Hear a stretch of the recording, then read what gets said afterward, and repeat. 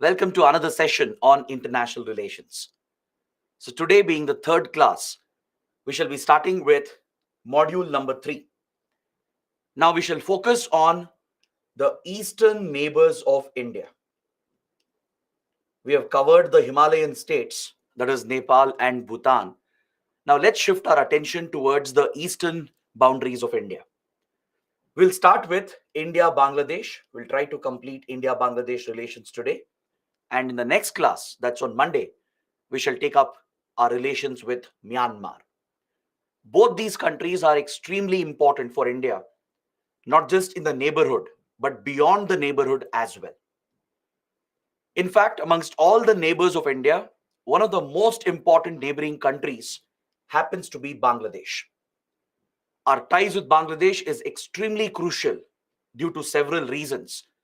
And honestly, this is one of the most important topics, according to me, as far as India and its neighborhood is concerned. So today we have a number of topics to cover, number of issues to discuss. So let's begin by understanding the strategic location of Bangladesh. Let's understand why Bangladesh is strategically important for India. So I'll be showing you a couple of maps and I'll be giving you some important points which will help you understand why Bangladesh is so crucial for India. So as an eastern neighbor, you can see here in the map that Bangladesh is literally sandwiched between the northeast region and the rest of the country.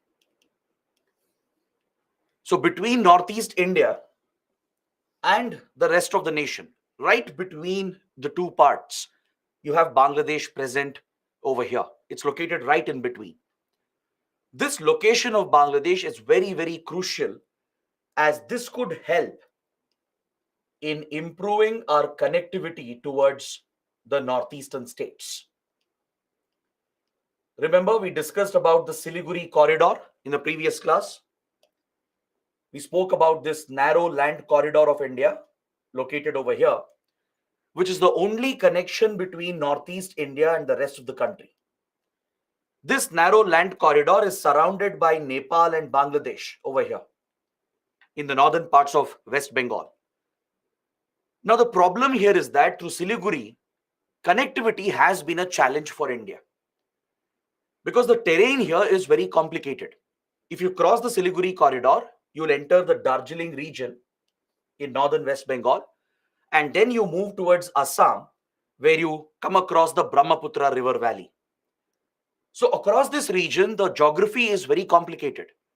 You have hilly mountainous areas, dense forested areas. You also have river valleys formed by Brahmaputra, Teesta, which often flood.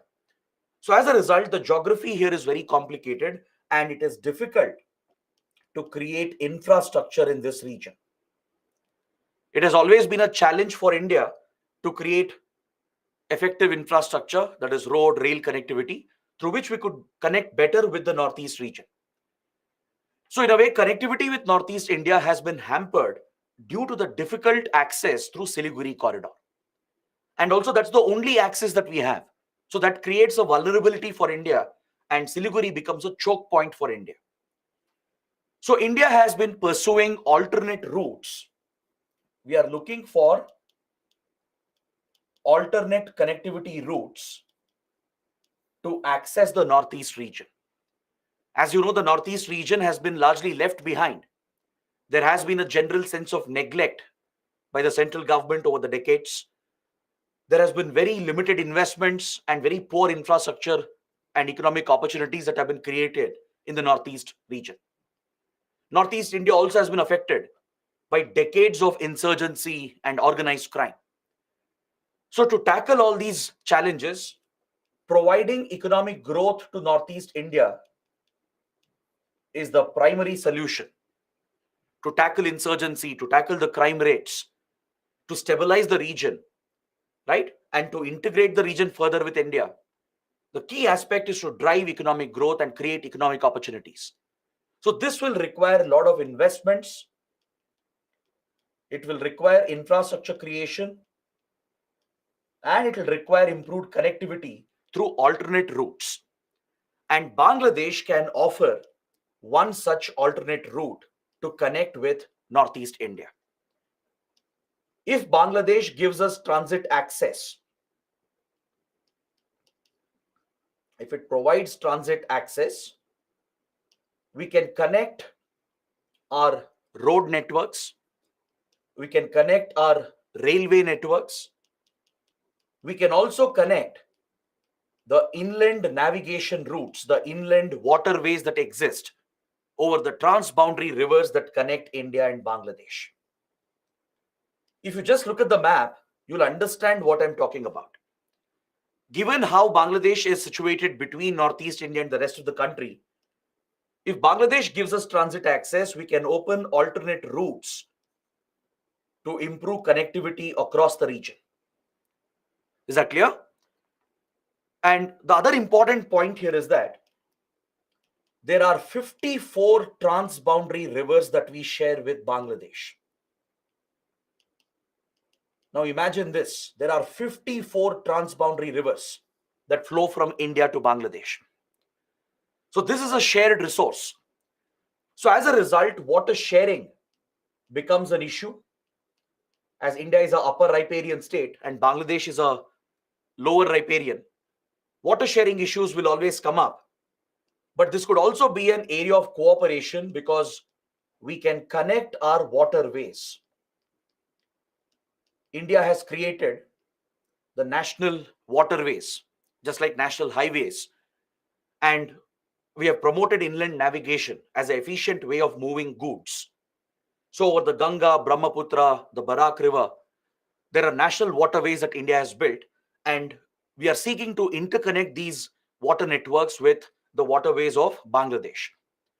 So these three routes, the road, rail, and waterway network, they will give us different routes, alternate routes to link with Northeast India. Is that clear? So this is one prime reason why Bangladesh is critical for us. Along with that, please note down that the longest land border of India is with Bangladesh. Amongst all the neighboring countries, the longest land border of India is with this country. Does anyone know what is the length of the India-Bangladesh border? Any idea? Can you let me know in the comments? What is the approximate length of the India-Bangladesh boundary?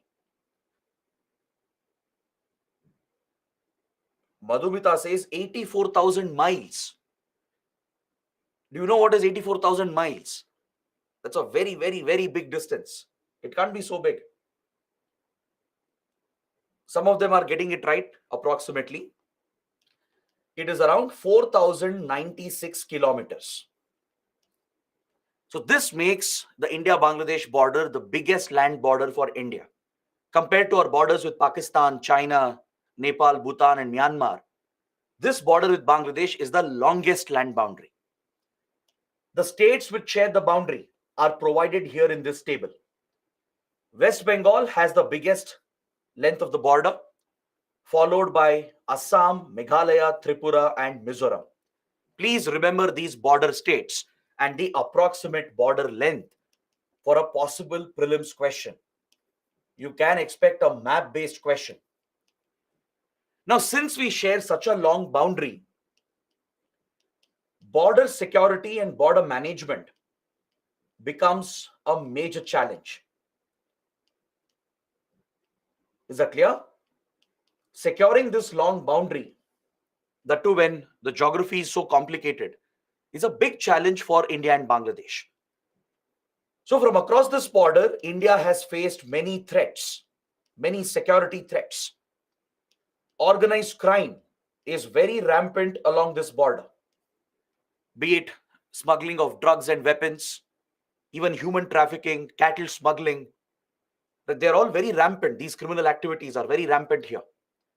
It's one of the routes through which fake Indian currency notes are pushed into India. Right? Pakistan, which tries to destabilize their economy, pushes fake Indian currency notes via Bangladesh as well, along with the Nepal route. And Bangladesh has often been a safe haven for various terrorist and insurgent outfits. Several Northeast insurgent organizations like ULFA, the Bodo insurgent groups, the NSCN, and many other insurgent groups have found shelter in Bangladesh, especially when hostile governments were present in Bangladesh. In the past, we have had a very bitter experience with few Bangladeshi governments which were not cooperating with India. They were deliberately acting against India and they were favoring Pakistan. So Pakistan has conveniently used Bangladeshi territory to sponsor terrorism against India. These hostile Bangladeshi governments had sheltered Northeast insurgent groups and even other Pakistan-sponsored terror groups that pose a major security threat for India. And there exists a direct link between these organized criminal cartels and the terrorist insurgent outfits. Plus, we've also dealt with large-scale illegal migration, especially from 1971 till early 2000. During those 30 years, there has been large-scale illegal migration from Bangladesh to India, which has created problems in the Northeast. It has contributed to socio-ethnic tensions in the Northeast, and it directly led to some insurgent movements in Northeast India. So securing this border and dealing with these security threats has been a priority for India. To secure the Northeast region and stabilize the Northeast region, securing this boundary is a top priority for India. Along with that, we share so many rivers with each other, right? And sharing these waters has become a major concern. Right now, for example, if you look at the map, you can see that the Ganga river system that flows down from India becomes the Padma River in Bangladesh after entering Bangladesh. Then you have the Teesta River, a major river from Sikkim that flows into West Bengal and then enters Bangladesh. Then you have the mighty Brahmaputra River, which flows down from Assam and becomes the Jamuna River in Bangladesh. Then you have the Barak River that flows from Northeast India and enters Bangladesh over here near the Sylhet region. There are other rivers like Feni, the Kushiara, and many more. In total, there are 54 transboundary rivers, and most of them, they merge to form a gigantic river system, which is the Meghna River. The Meghna drains into Bay of Bengal. So this is a shared resource between the two countries. So along with water sharing being an issue, managing the flood waters, then ensuring enough supply of fish, then dealing with environmental challenges, dealing with climate change, they're all a common concern for India and Bangladesh. Because as you know, Bay of Bengal is highly prone to tropical cyclones. Right? Every year, multiple cyclones form in the Bay of Bengal, and many of them, they strike West Bengal, Bangladesh, and Myanmar. In the last 1 year itself, there have been a couple of high-intensity cyclones that have caused devastation in this region. And also these low-lying areas of Bangladesh, these deltaic plains that you see here, they're very low-lying areas. They are very vulnerable to coastal flooding and rising sea levels. So we share common ecosystems like the Sundarbans, for example. I'm sure all of you would have heard about the Sundarbans, which is a UNESCO World Heritage Site. It's a biosphere reserve. It's a tiger reserve and national park as well. And it's a Ramsar site as well. It's a major wetland. It's a major ecosystem for mangroves and the Bengal tiger. So this is a shared ecosystem between India and Bangladesh. So conserving such ecosystems, protecting the environment, protecting the coastal communities from the impact of climate change and disasters like cyclones and coastal flooding is a common objective for India and Bangladesh. We even have a strong economic relationship amongst all the neighbors of India. Our biggest trade relationship is with Bangladesh. Is that clear? We have a lot of exports and imports, a lot of investments that we have made with each other. There are many big projects and initiatives that India has taken up with Bangladesh. So due to all these factors, Bangladesh becomes one of the most important neighbors for India. So it's a mix of economic factors along with geography and strategic issues that bind India and Bangladesh together. Plus, there is a shared history, a shared culture. We share a deep-rooted cultural connection that dates back to the ancient medieval times. Correct? Even before the colonial era, the Indian civilization, of course, included these parts of Bangladesh as well. The Bengal region, the Bengal province, had been at the forefront of our freedom struggle during the colonial period. It was one of the most progressive regions at that point. Right? It has contributed immensely to our art and culture, to India's scientific advancement, and it was also a leading center as far as our freedom struggle was concerned. So the common connection which binds us together is the Bengali language and the Bengali culture. The Bengali identity is what binds the people together, and this even transcends the communal divide. The Hindu-Muslim divide is also overcome by the Bengali identity. The Bengali identity is a much larger identity. You have Bengali Hindus, Bengali Muslims, and there is a historical, deep-rooted cultural connection that bind the people of this region together. So as a result, Bangladesh becomes very, very important, very crucial for Indian interests.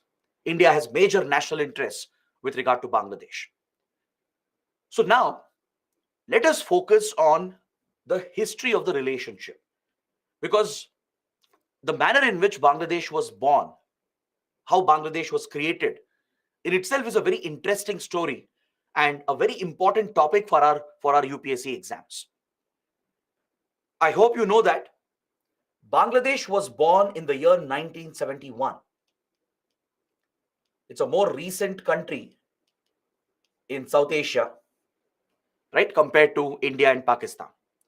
Before that, it was part of Pakistan. It was the eastern wing of Pakistan and was known as East Pakistan. So post-independence from colonial rule, from 1947 till 1971, this region, which is today Bangladesh, was East Pakistan. It was the eastern region, the eastern territory of the Pakistani state. But there were certain developments during this period, from 1947 to 1971, which triggered a liberation movement. The Bangladesh liberation movement was triggered, where the Bengali people, they sought independence from Pakistan. It's a very tragic story where there has been a lot of human suffering and human loss, and the blame entirely lies with Pakistan. Pakistan committed brutal atrocities in this region from 1947 to 1971, particularly targeting the Bengali community. Bengali Hindus and Bengali Muslims, largely on their identity, would be targeted, discriminated, and persecuted by the Pakistani state. This internal division of Pakistan would give rise to a major crisis in the 1970s that triggered the liberation movement, and eventually Bangladesh broke out of Pakistan and a new independent country was formed. In this entire process of liberating Bangladesh, India played a direct role. There was a direct involvement of India in splitting Pakistan into two parts. So as a result, it's very, very important to focus on this topic and study the circumstances that led to the creation of Bangladesh. Now, before I start this discussion, please remember that Bangladesh is important for India with regard to our Act East policy as well. India has a dedicated foreign policy doctrine towards Southeast Asia and East Asia. Previously, it was called the Look East policy, launched by Prime Minister Narasimha Rao in 1991. This has been upgraded into Act East policy in 2014 by the Modi government. So the Look East Act East policy of India pays special attention to Southeast Asian region and East Asian region. So we are focused on improving our ties and connectivity with Southeast Asian and East Asian countries. And Bangladesh becomes part of this equation as it is an eastern neighbor of India. As Bangladesh is an eastern neighbor of India, it is crucial for us to connect further with Southeast Asia. We also share maritime borders in the Bay of Bengal, right? We share a maritime boundary in the Bay of Bengal. And this is another common shared resource. So via Bay of Bengal and also via the land territory through Northeast India and Myanmar, we can establish better connectivity with Southeast Asia that will fulfill our objectives of Act East and Look East policy, right? See, don't worry about Look East and Act East right now. Just know that it's a dedicated foreign policy of India towards Southeast Asian, East Asian countries. Previously, it was the Look East policy. Now it's upgraded to Act East policy. Just remember that for now. We have a separate chapter for this. We have a separate dedicated class where we will study our ties with Southeast Asian and East Asian countries. So there I will completely discuss the Look East Act East policy. All right. So don't worry about the details as of now. Just know what is the purpose of this policy and how Bangladesh fits into this equation. As Bangladesh is an eastern neighbor, it can help us connect better with Southeast Asia. And thus, it plays a role in our Act East policy as well. All right. So now, let's go back in history. Let's understand what happened in Pakistan. Why did these divisions come up in East Pakistan? And what atrocities did the Pakistani state commit? What pushed India to get involved in this crisis? And what role did India play in liberating Bangladesh? This is a very, very important topic. Now, if you look at Pakistan, the way in which Pakistan was created, right? It was a communal partition. The very idea of Pakistan being an exclusive state for a community, a religion, was based on communal lines. That's why India's freedom fighters, they opposed the idea of Pakistan initially. India's freedom struggle was largely a united struggle, a secular struggle. But radical elements from both the sides would be encouraged by the British to introduce a communal angle into the freedom struggle of India. The British, who were implementing their divide and rule policy, they would directly support communal divisions and communal polarization by backing extremist forces on both the sides. Amongst Muslims and as well as amongst Hindus, they would support these extremist elements who were trying to divide the freedom movement and introduce a religious color into it. So organizations like the Muslim League that was headed by Muhammad Ali Jinnah, they were directly backed by the British to push for the idea of Pakistan as a separate exclusive state for Muslims. On similar lines, few radical Hindutva outfits like Hindu Mahasabha, they would get support from the British to push India towards becoming a Hindu state. But fortunately, thanks to the vision and farsightedness of our freedom fighters, they would ensure that India would remain a secular country. It would remain on the secular path. But that was not the case with Pakistan. When Pakistan was eventually partitioned, right, it was a communal partition, division on communal lines. And under the leadership of Jinnah and the Muslim League, Pakistan would go on to become a theological state, a extremist radical state, where the government itself was involved in promoting radical strands of religion. From the very beginning, Pakistan has been deeply involved. There has been government involvement in breeding and promoting extremism, right?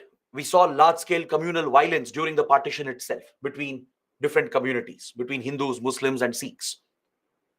So obviously, when Bengal was partitioned as well, right? Because partition of India and Pakistan meant the partition of Punjab and the Bengal province. So in the west, the large Punjab province was divided. Today you have a Punjab in Pakistan as well, and the rest of Punjab is in India, which is our state of Punjab. Similarly, in the east, the large Bengal province was bifurcated. Correct? In fact, much before that, but much before 1947, back in 1905, the British had partitioned Bengal once. You would have studied this in modern history, right? The partition of Bengal, which was carried out by Lord Curzon in 1905. Even this partition that was done, it was on communal lines. Even though the British said it was for administrative reasons, it was just an excuse they were giving. It was a communal division of the region that they carried out. To drive a division between Hindus and Muslims, the Bengal region was partitioned to weaken our freedom struggle. So many historians believe that the idea of partition, the idea of creating separate country for Pakistan on religious lines, was born in 1905 when Bengal was partitioned. So what I'm trying to say is that by 1900s, a deep-rooted communal division had already been introduced in the Bengal region. The British had encouraged it, and it had been nurtured by extremists on both the sides, on both the factions. But in the Bengal region, what bound the people together was the Bengali identity, the Bengali cultural linguistic identity, which was a much bigger identity than the religious identity. But after Pakistan was created, that is, after West Pakistan and East Pakistan were born, even though it was part of the same country, there is a clear distinction between the two. In West Pakistan, the Punjabi elite would dominate the politics of the Pakistani state. Even today, if you look at Pakistan, look at the different regions in the country, like Balochistan, Sindh, Punjab, Khyber Pakhtunkhwa, etc. If you look at all these regions, the most dominant region even today is the Punjab region. All your top Pakistani leaders, politicians, the top army generals, ISI chiefs, they all come from the Punjab region, right? So the Punjabi elite have always been dominant in Pakistan's politics, and they would discriminate against the Bengalis of the East. Even though East Pakistan was very much a part of Pakistani state, there was a targeted discrimination against the Bengalis starting from 1947 itself.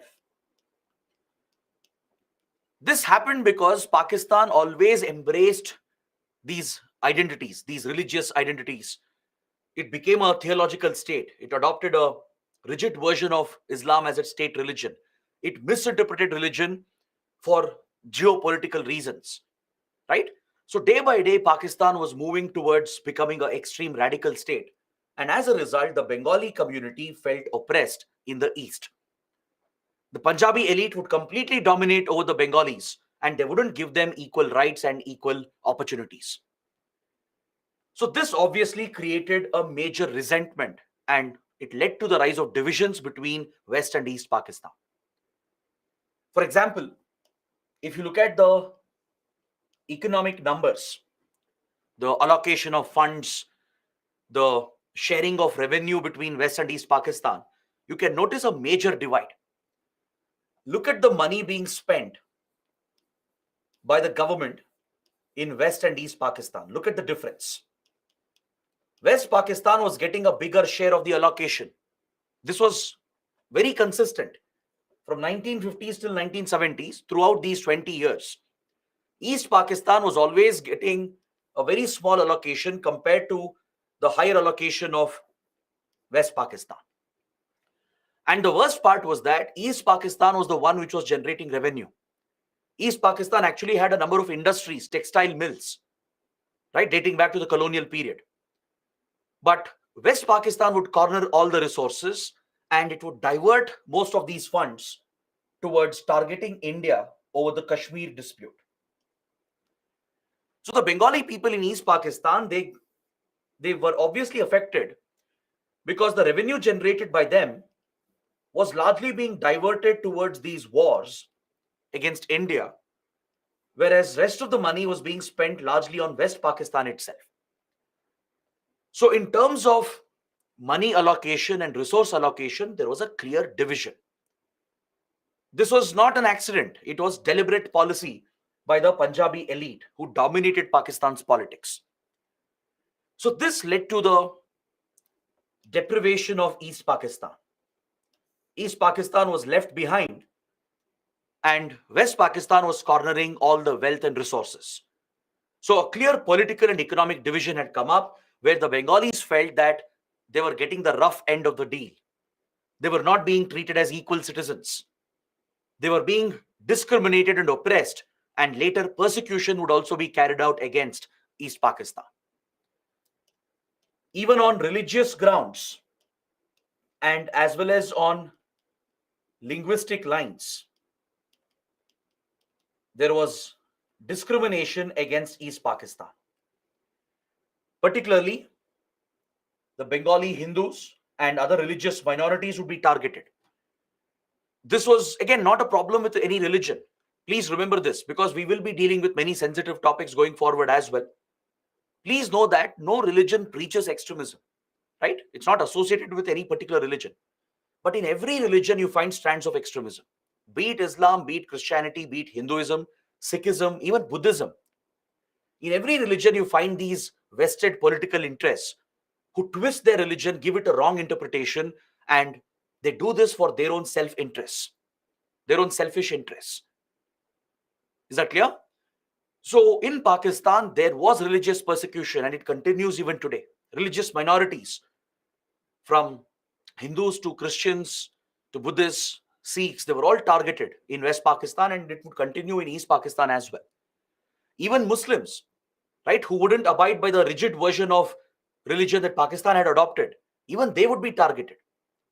Like, for example, Shias, Hazaras, and even Sunni Muslims as well, who wouldn't abide with the rigid version the Pakistani state was adopting and encouraging, even they would be targeted in the country.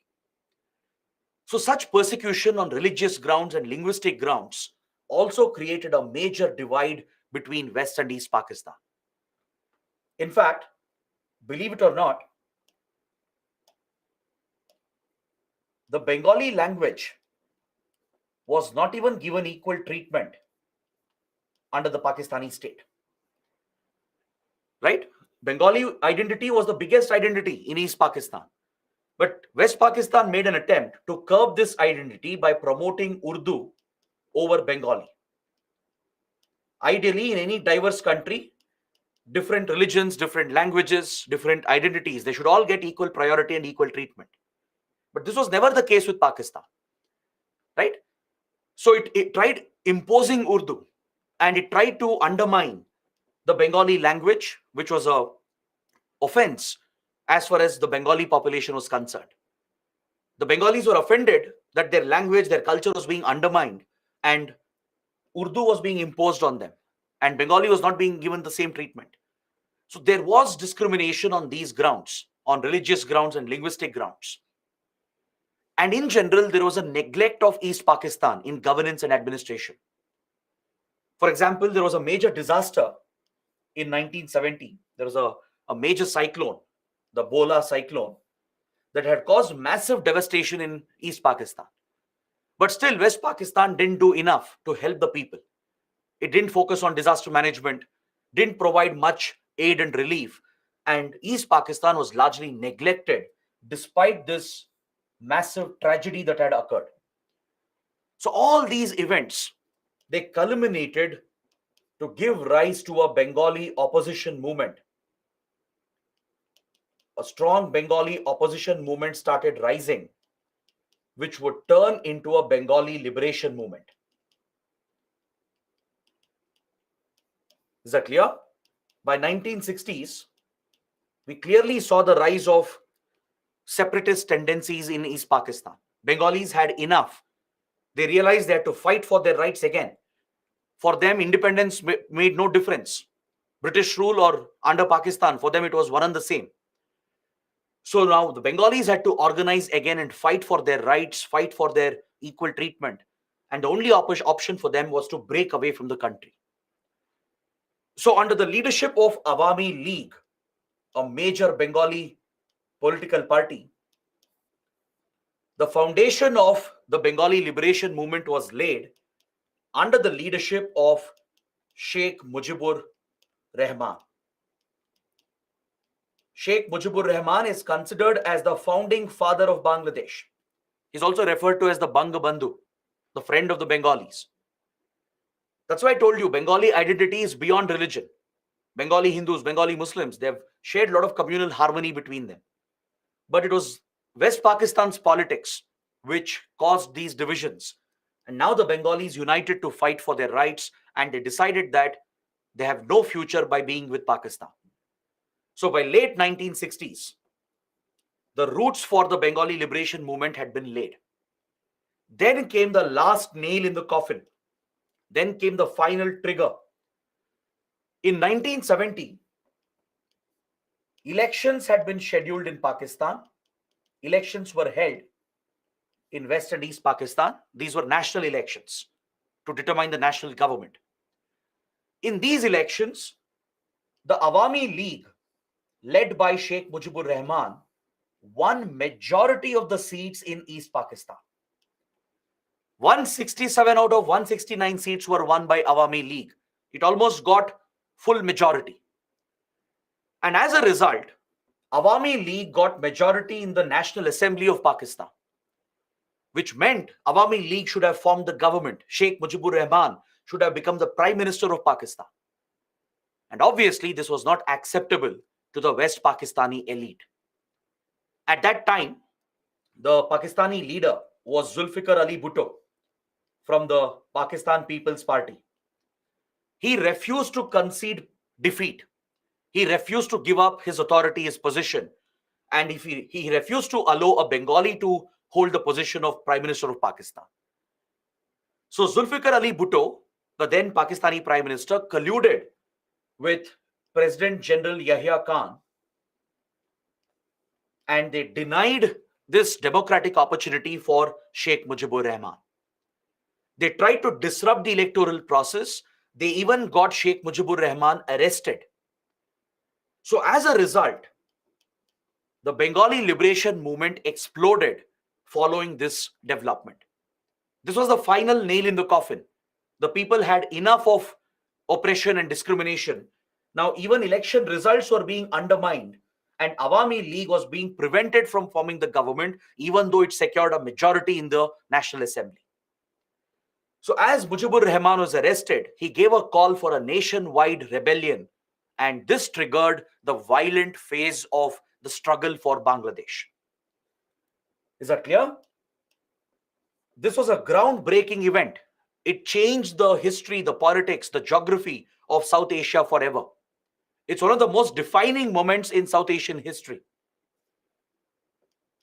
So we saw the breakout of the Bangladesh liberation movement, or the Bengali liberation movement.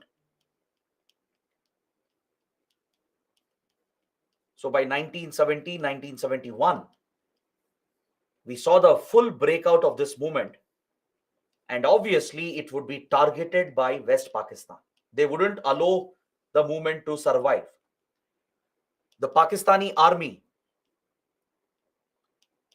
would be given blatant powers by the political leadership to suppress this rebellion which had broken out in East Pakistan. The Pakistani army was given full authority to use maximum force, even going to the extent of committing war crimes and human rights violations in order to prevent the breakout of East Pakistan. The goal of the liberation movement was very clear. It was a separatist movement. They didn't want anything else. They wanted to break East Pakistan away from the Pakistani state. So the Pakistani army unleashed massive violence against the Bengali leaders and the protest movement. The movement itself had turned violent by now, especially after the arrest of Sheikh Mujibur Rahman. And the Pakistani army tried to crush this violent uprising. Is that clear? So on the 24th of March, 1971, the Pakistani army launched a deadly operation, a military operation known as Operation Searchlight. Please make a note of this. It's a very, very important development. the Pakistani army launched a military operation on the midnight of 24th March 1971. It was called Operation Searchlight. The target of this operation were the Bengali leaders. And overnight, the Pakistani forces committed such brutal atrocities in East Pakistan that they slaughtered lakhs and lakhs of Bengalis. They would target entire Bengali neighborhoods. Thousands were killed overnight. Not just the leaders of the liberation movement, but even innocent civilians. Even women and children were not spared. These were mass killings, and it was nothing short of a genocide. Genocide is the mass extermination of an entire community that is sponsored by the state, sponsored by the government. Like how Hitler committed a genocide against the Jewish community, the Holocaust, right? How Nazi Germany committed a genocide.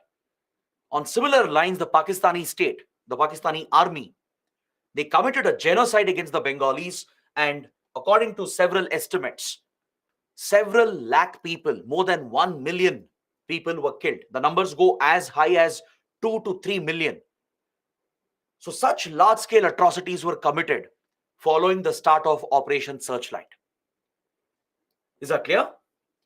So this was the most difficult period in the history of South Asia.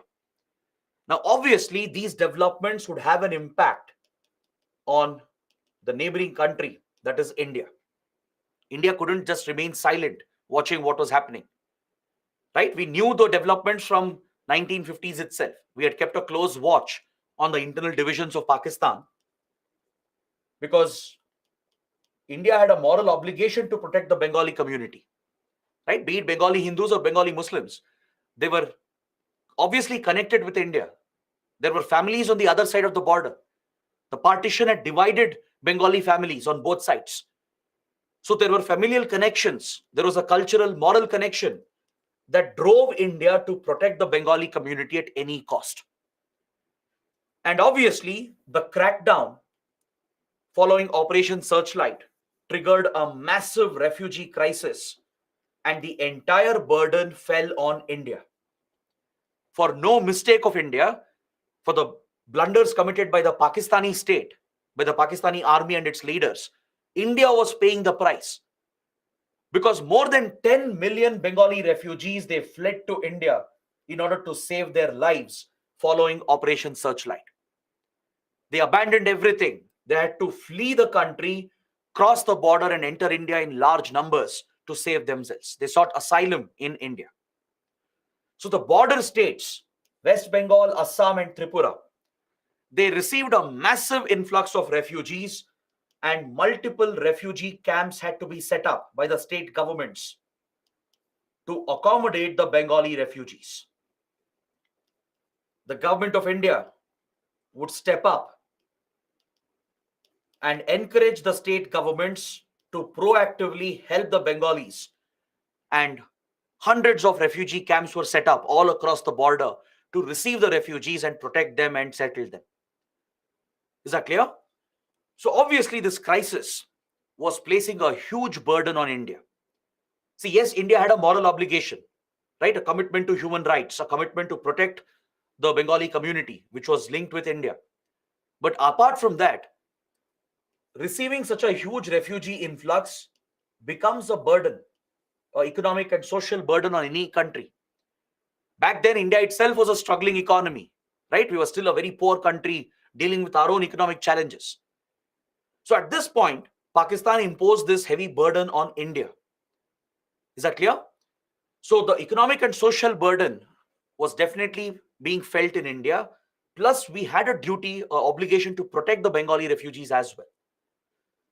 So at this crucial juncture, the government of India, headed by Prime Minister Indira Gandhi,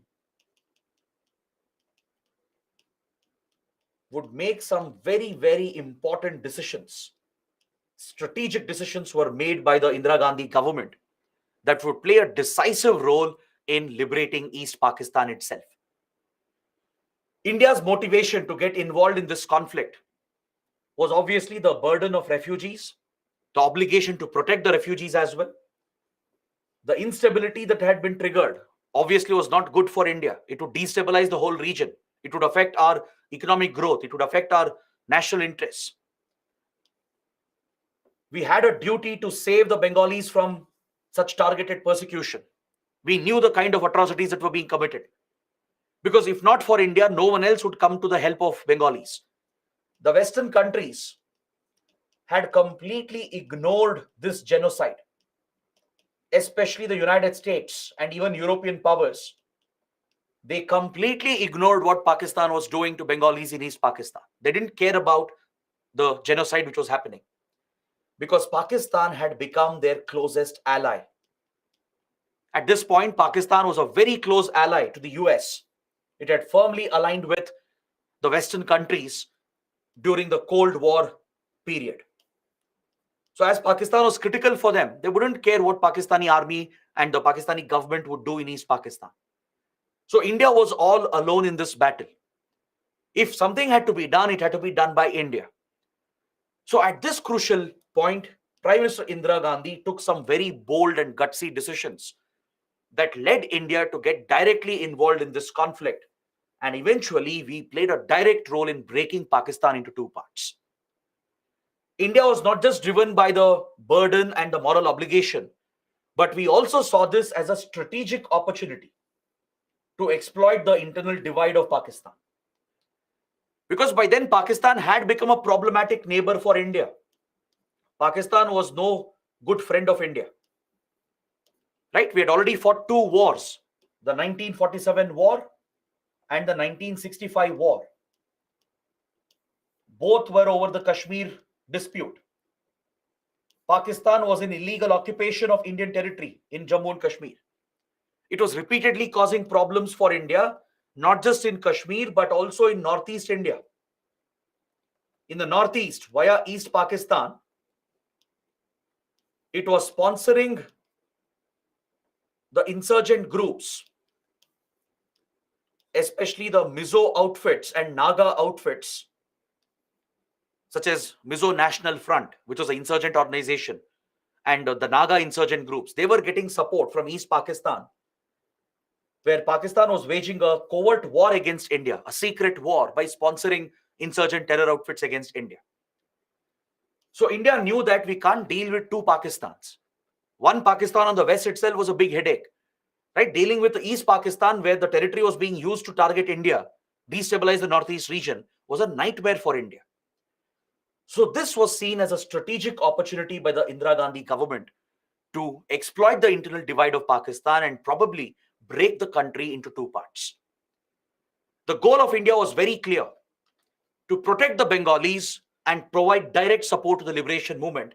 So we ensure that Bangladesh becomes a new independent country. That was the only way through which we could achieve all these objectives. We could protect the Bengalis, give them equal rights, and ensure that Indian interests are also protected by breaking Pakistan apart. So based on this strategy, Prime Minister Indira Gandhi launched not just an overt war. The overt war happened much later. The 1971 war that you all have heard about, read about, it happened much later in December 1971. It was a very short, brief war fought between 3rd to 16th December 1971. It lasted just 2 weeks. But this war came much later. The overt phase of the war happened much later. In fact, much before this, many, many months before this, India was already involved in a war with Pakistan, and it was a secret war that Prime Minister Indira Gandhi had launched. Through India's Foreign Intelligence Agency, the RAW, Research and Analysis Wing, a covert war had already been launched by India as early as 1969-1970. Right? When the crisis had already started to emerge, RAW was already involved in what was happening in East Pakistan. RAW was a newly created intelligence agency. It was established in 1968 by Prime Minister Indira Gandhi. All right. Until then, we had only one intelligence agency, that is the IB, Intelligence Bureau.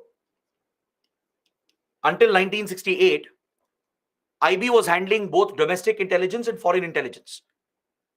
But following the 1962 war with China and 1965 war with Pakistan, the deficiencies in our intelligence gathering had come up. IB was not able to handle both domestic and foreign intelligence. These are very specialized roles, and you need different agencies for that. So following these back-to-back wars in 1960s, Prime Minister Indira Gandhi decided to bifurcate the function of domestic and foreign intelligence. And in 1968, IB was assigned the role of only domestic intelligence. That is intelligence gathering and intelligence operations within the country. And a brand new organization was created for external intelligence, which is the RAW, Research and Analysis Wing, established in the year 1968. It was founded under the leadership of a legendary intelligence officer, R.N. Kao, Ramnath Kao, from the Colonial Police Service. He was part of the Indian Civil Services, right, belonging to the IPS. And he was very close to Indira Gandhi, a very close advisor of Indira Gandhi. So under his leadership, RAW was established, and very quickly it became a formidable intelligence agency. Ramnath Kao is widely regarded, not just in India, but around the world, as one of the top spy masters. He laid the foundation for a formidable intelligence organization that would have the ability to collect intelligence in our neighborhood and beyond, and also to run covert operations to destabilize other countries if needed. To protect our national interests, sometimes you may have to get involved in such covert operations where you're targeting another country, destabilizing them in order to protect our own interests. So this phase of the war that was launched by Prime Minister Indira Gandhi is unacknowledged even to this date. The government does not acknowledge this war. That is how covert wars are. It's a covert war, meaning it's a secret war. It will not be acknowledged by the government. Government will deny that such a war happened. But there are enough accounts by experts, historians, former intelligence officers and military officers who were involved in these operations, which gives us insight into the secret war that India carried out in East Pakistan. This secret war was critical in breaking Pakistan into two. It helped in destabilizing the country through targeted operations where India supported a rebel group called the Mukti Bahini rebels. The Bengali liberation leaders, right, some of them were leading a political struggle. The political struggle was led by the Shanti Bahini. The Shanti Bahini, under the leadership of Awami League, under Sheikh Mujibur Rahman, was leading the political phase of the struggle. Right? India would build very close ties with the Awami League and the Shanti Bahini movement. So India's intelligence agency and even the Ministry of External Affairs would closely work with the Awami League leaders and Sheikh Mujibur Rahman. And Sheikh Mujibur Rahman had become a very good friend of India, very close friend of India, a trusted partner for India. So we not only gave the political and diplomatic support that was needed, but we also directly backed a rebel group, that is the Mukti Bahini. The Mukti Bahini would get direct support from India, where we would provide weapons and training, and as well as the required funds to sustain this armed movement. It was an armed organization. It was largely made up of the Bengali refugees who had come to India. So essentially, the RAW would recruit the Bengali refugees who were willing to fight, for their independence. The Research and Analysis Wing would set up training camps along the borders where refugee camps were present. And many refugees were recruited into Mukti Bahini, and India would provide them military-grade training, supply weapons to them, funds to them, and push them back into East Pakistan so they could go back and target the Pakistani army. This is how India played a direct role in destabilizing Pakistan. by backing the Mukti Bahini rebels. We provided complete diplomatic support as well to the liberation movement by highlighting the atrocities Pakistan was committing at global platforms, at United Nations, and in foreign capitals. Indian diplomats would collect evidence and present this to foreign governments to get global support in India's favor. Is that clear? Since Western countries were ignoring it, US was not doing anything about this. India played the diplomatic role, brought up this issue at global platforms and with foreign governments to highlight the genocide that Pakistan was carrying out. So we not only extended political diplomatic support, we gave complete direct backing to the armed liberation movement as well carried out by Mukti Bahini rebels. So this secret war was already underway by 1970 itself, even before Operation Searchlight. But after Operation Searchlight, the operation was scaled up and RAW played a critical role in weakening Pakistan and destabilizing Pakistan internally. Is that clear? This finally led to the overt war in the last phase. India was expecting this to happen, right? Because Pakistan would realize what India was doing. It would realize the role of RAW in providing direct backing to this rebellion movement. So India was expecting Pakistan to go to war with India, to launch an attack against India. This is where a strategic call was made by the government, the Prime Minister, along with the armed forces, especially Sam Manekshaw, the legendary army chief. They would take a strategic call that India would not be the first country to launch the attack. We wouldn't get directly involved in a overt war. India wouldn't start this war because it was very important to create the right image in front of the world. If India had attacked Pakistan in an overt war, India would have triggered the conflict, right? We would have become the instigator of the war and the blame would have been placed on India. Please remember, this was a time where we didn't have support from most of the Western countries. Western countries always believed that India was with Soviet Union. This was the Cold War period, a very difficult period for India. It was very crucial to set the right image in front of the global community because diplomatic support matters in such conflicts. Also, time was needed to prepare the armed forces. So India waited, India prepared, but we never launched the first attack. We wanted Pakistan to take that step and instigate the conflict if it wanted. Until then, we were continuing the secret war through RAW, where we were destabilizing the country through Mukti Bahini. And then, as expected by India, Pakistan was the first to launch an attack against India. Pakistan was frustrated. It was losing control and it was about to lose East Pakistan. So out of this desperation, the Pakistani Air Force launched the first strikes against India in the western sector towards Punjab and Kashmir. So from West Pakistan, the Pakistani Air Force launched the attacks on the 3rd of December and they tried bombing the air bases of India towards the western borders. Immediately, Prime Minister Indira Gandhi declared war against Pakistan because now India was acting in defense. India was retaliating. We were not the instigator. Pakistan was the instigator. So by declaring a full-fledged war, all the three services,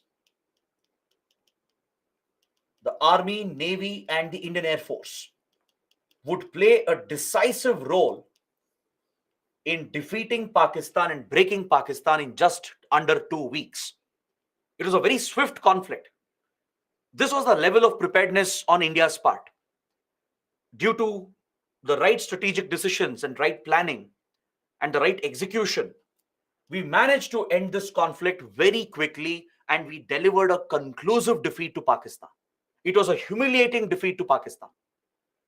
It was the first war of its kind where all three services played a big role and an equally important role.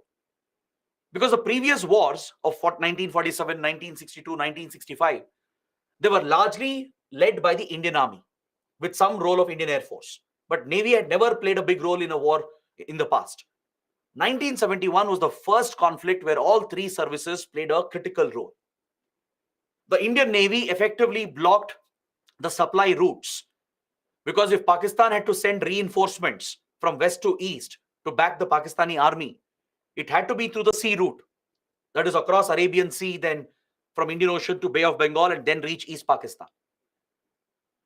Because India had closed the airspace. We had shut the airspace for Pakistan. Pakistani aircraft could not pass over Indian airspace. The only route available for Pakistan to send reinforcements was through the sea route. So Indian Navy blockaded the route for Pakistani Navy. Indian Navy played a critical role in destroying multiple Pakistani naval ships and submarines. And on the 4th of December, we launched a devastating strike on Karachi harbor. Karachi was a major naval base for Pakistani Navy, and Indian Navy literally set Karachi on fire. The oil tanks at the port and naval base were destroyed by the naval missile strikes. And this was a major loss for Pakistan. That's why even today, we mark 4th of December as the Navy Day. The heroics of the Navy celebrated on the 4th of December because that was the day on which we set Karachi literally on fire.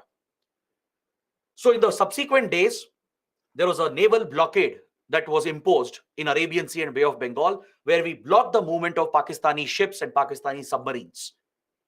The Indian Air Force played a critical role on both the sides, both in West and East Pakistan.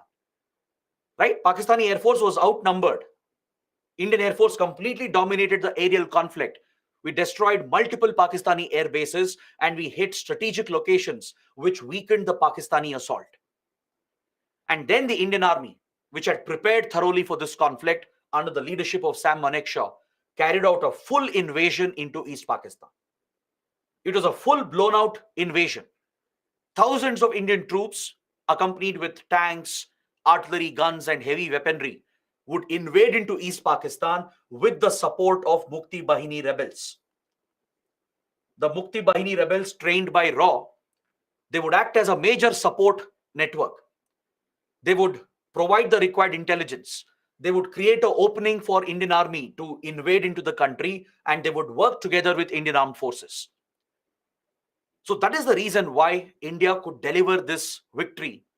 And it was one of the finest moments for India, one of the finest military, intelligence, and diplomatic moments for India. Because this was an outright victory, a conclusive victory, where we had defeated the enemy and we had broken the enemy country into two parts.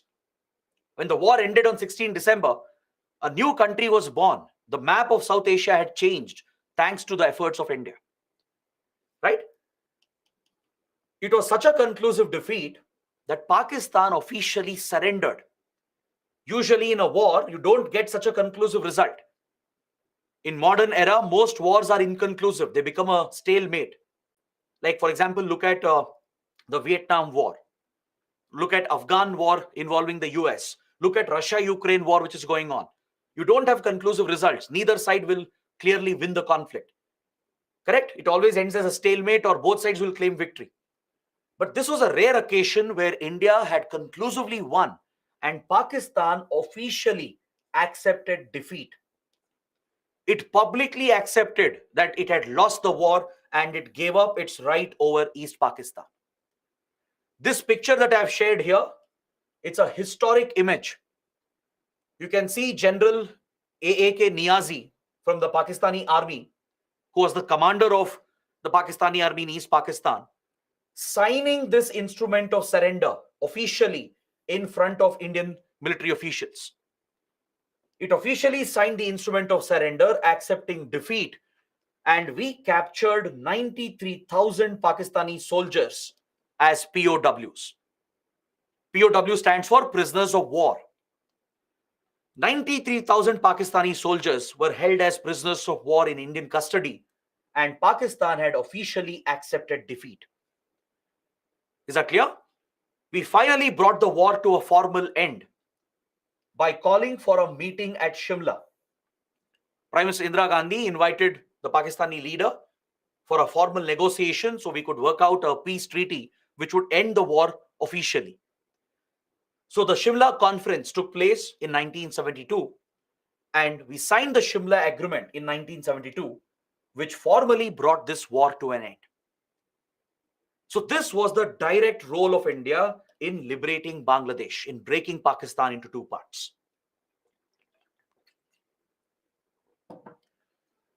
So now that you have understood the entire course of the conflict and the Indian involvement, we should also know about the Shimla Agreement and its provisions.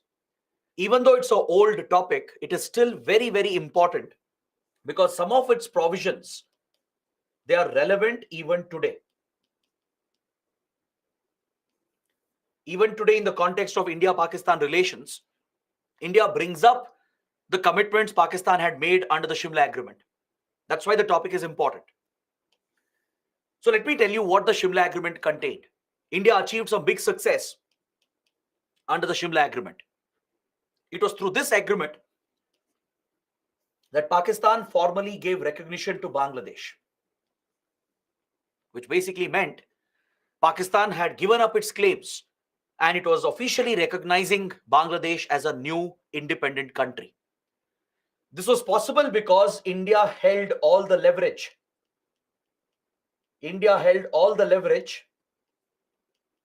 We had 93,000 POWs in our custody. Obviously, Pakistan would want the soldiers back and ensure their safety. We also held Pakistani territory, both in West and East Pakistan. So India had all the advantage on its side. We used this leverage to deliver a very important agreement, that's the Shimla Agreement. Pakistan was forced to give official diplomatic recognition to Bangladesh that marked the birth of a new nation, right? Of course, Bangladesh was created on 16 December itself when the war ended. But the official recognition from Pakistan was very crucial, and India delivered this through Shimla Agreement. And we treated the POWs with respect and dignity. India has never violated the rules of engagement.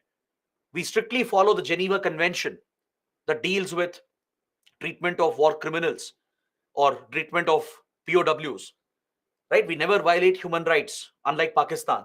And we respectfully returned them back, but under certain conditions.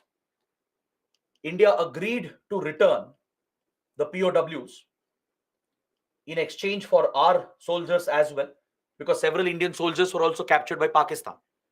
So we agreed to exchange the POWs, but under certain conditions. The condition from India was Pakistan would make a commitment, a promise to follow the Charter of the UN and respect the sovereignty and territorial integrity of the nation. Meaning Pakistan was making a promise to not use its territory to carry out attacks against India. It was a commitment from Pakistan that it would not interfere in India's internal issues, it would not meddle with our integrity and sovereignty, and it would behave like a good neighbor. So this basically meant that Pakistan should stop its covert war against India. It should stop supporting any outfit which could target India and destabilize India. But obviously, Pakistan has failed in upholding this commitment. As you know, Pakistan has sponsored and nurtured multiple terror groups against India, even after the Shimla Agreement. So this provision is important even today because India brings up this failed commitment of Pakistan whenever we discuss with Pakistan. Even today, when we discuss the issue of terrorism with Pakistan, we remind Pakistan that it had failed in upholding this promise. It had made a commitment in front of the world saying that it will be a good neighbor, it will not interfere with India, it will not threaten our sovereignty and integrity, and it will follow the Charter of the UN to respect the sovereignty of the other countries. Obviously, Pakistan has betrayed this commitment. So we use the Shimla Agreement to show that Pakistan is a country which can't be trusted. Is that clear? Even now, we remind Pakistan of this failed obligation. The other important development under Shimla Agreement is related to the Kashmir conflict, the Kashmir dispute. See, today, the temporary de facto boundary you have in Kashmir, it's called line of control, the LOC. Correct? But before Shimla Agreement, it was called the ceasefire line. The current temporary boundary you have in Kashmir, where Pakistan has illegally captured our territory, right? That is a temporary de facto border from 1947. This temporary line, today we call it as LOC, the line of control. This name was given through Shimla Agreement. Prior to Shimla Agreement, it was called the ceasefire line that was finalized under Karachi Agreement of 1949, which ended the 1947 war. The first India-Pakistan war over Kashmir had been ended with the involvement of the United Nations. India had taken the matter to the UN to resolve this conflict and bring the war to a quick end. And the UN had intervened to work out the Karachi Agreement of 1949. Under the Karachi Agreement, the temporary border, the positions that were held by India, Pakistan, it was recognized as the ceasefire line. Is that clear? And the United Nations had given itself a role to monitor the ceasefire by establishing a military observer group, both in India and Pakistan. But later, India would realize that getting UN involved in this matter was a mistake. Initially, Prime Minister Nehru had hoped that UN would provide a fair and mediated solution because we placed faith in the international order. As a new responsible country, which was committed to the UN Charter, we believed that UN could work out a fair solution. But later, India realized that some of the permanent members, the P5 countries, especially the United Kingdom, was clearly biased in favor of Pakistan. India wasn't getting the right support at the UN over the Kashmir issue, right? So in retrospect, definitely taking the Kashmir issue to the UN is a diplomatic mistake. So India was trying to correct this mistake. It was trying to remove any third party role, any third party involvement in the Kashmir dispute. And we got the opportunity in 1971. Since India held all the leverage, we forced Pakistan to agree to rename the ceasefire line as line of control. It was a very clever move from India. Nothing changed on the ground. On the ground, the line is the same. Whatever boundaries we had in 1947, the temporary boundary, it's the same boundary even today. All right? The change is only technical. It is a change only on the paper and maps. India, Pakistan bilaterally agreed that it will not be called ceasefire line anymore. It will be line of control or LOC. So because of this clever change in language, the role of UN was eliminated. The role of UN was eliminated in the Kashmir dispute. How? Because the ceasefire line created under Karachi Agreement is monitored by the UN Military Observer Group. That is how UN was playing a role in the Kashmir dispute. Now, if there is no ceasefire line, if you technically eliminate the ceasefire line itself, then what will the UN monitor?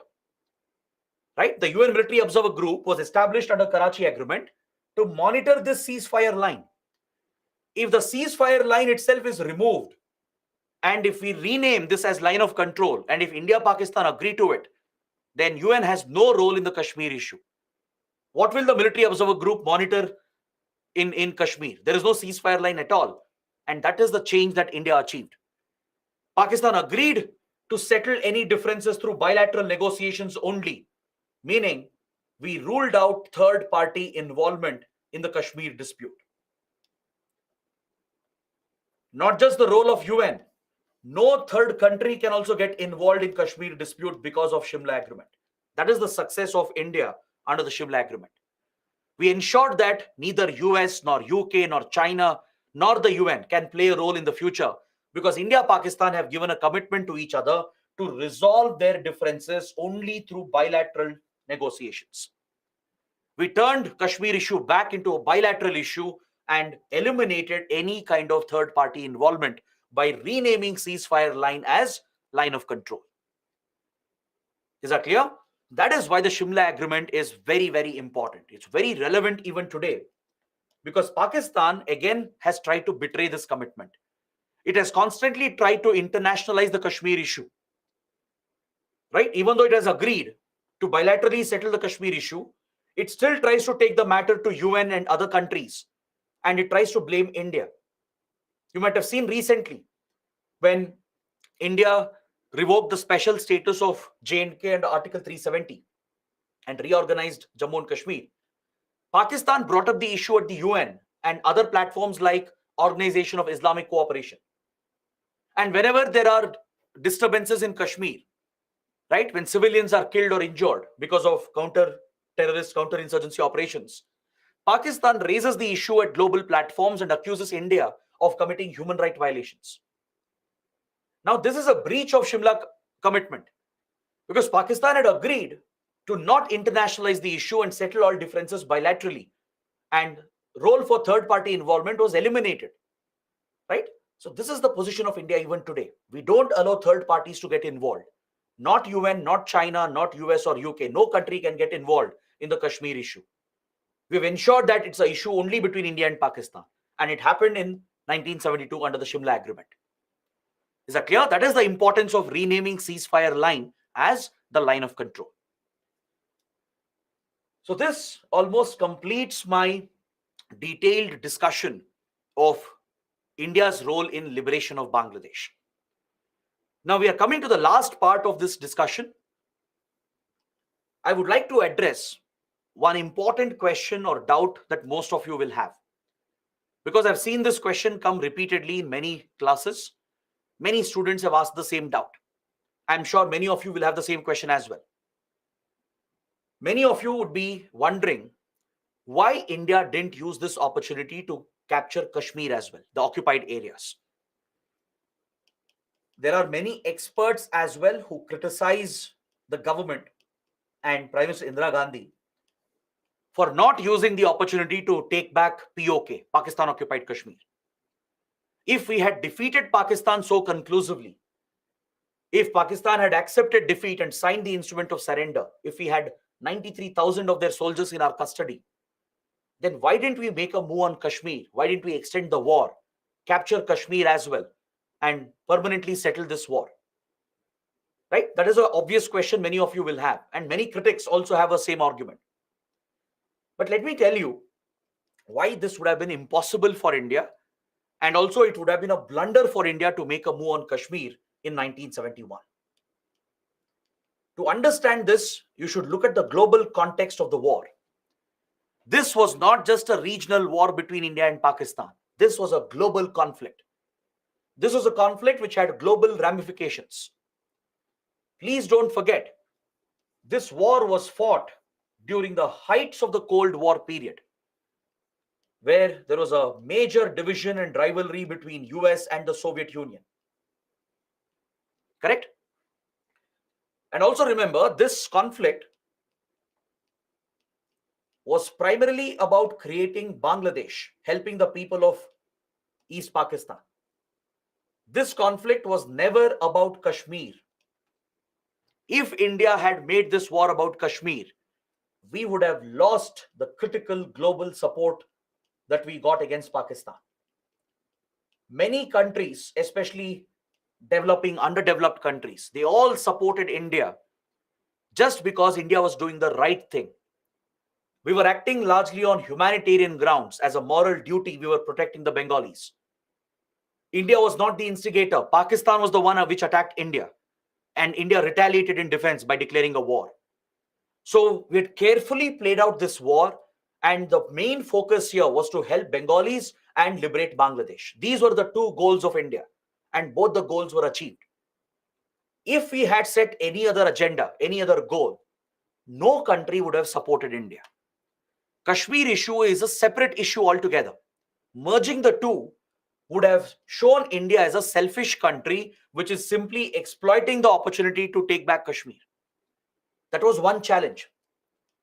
We might have lost global support because this war was never about Kashmir. This was about the Bengali people, the atrocities they were suffering. It was about creating Bangladesh. That's why India had never stated that it wants to occupy Bangladesh for itself. If we wanted, we could have. We had invaded the country, thrown out the Pakistani state. But we never held Bangladesh for ourselves because that was not the objective. Then we would be a expansionist, annexating power like China. India is not an aggressive power. We don't occupy others' territories. The goal of the war was very clear.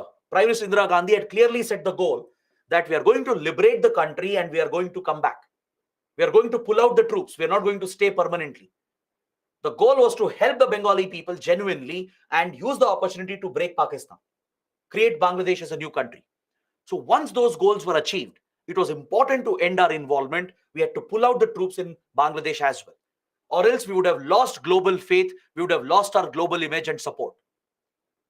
Is that clear? That's one very important point. The second point is that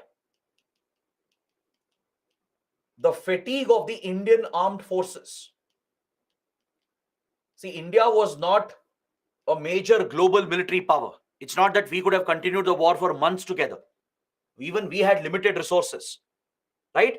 The armed forces were completely drained by the end of this 2-week war.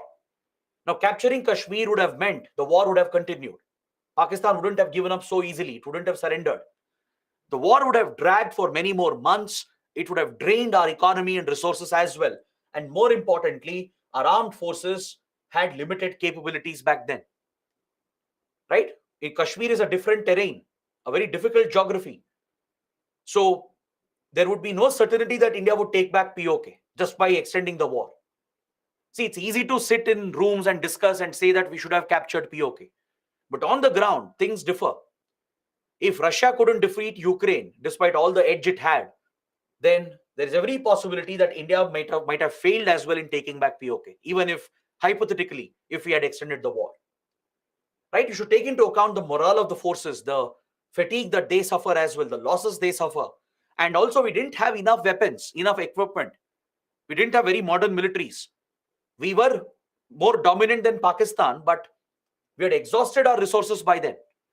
Continuing the war would have increased the difficulty for both sides, and India would have suffered, and there was no guarantee that we are going to win that war. Pakistan would have continued the effort, right? It wouldn't give up Kashmir so easily. That was the second major reason. But the biggest reason was the support of US to Pakistan. This is something India couldn't withstand on its own. During the Cold War, Pakistan had become a very close ally of the US, as it was helping the US establish ties with China.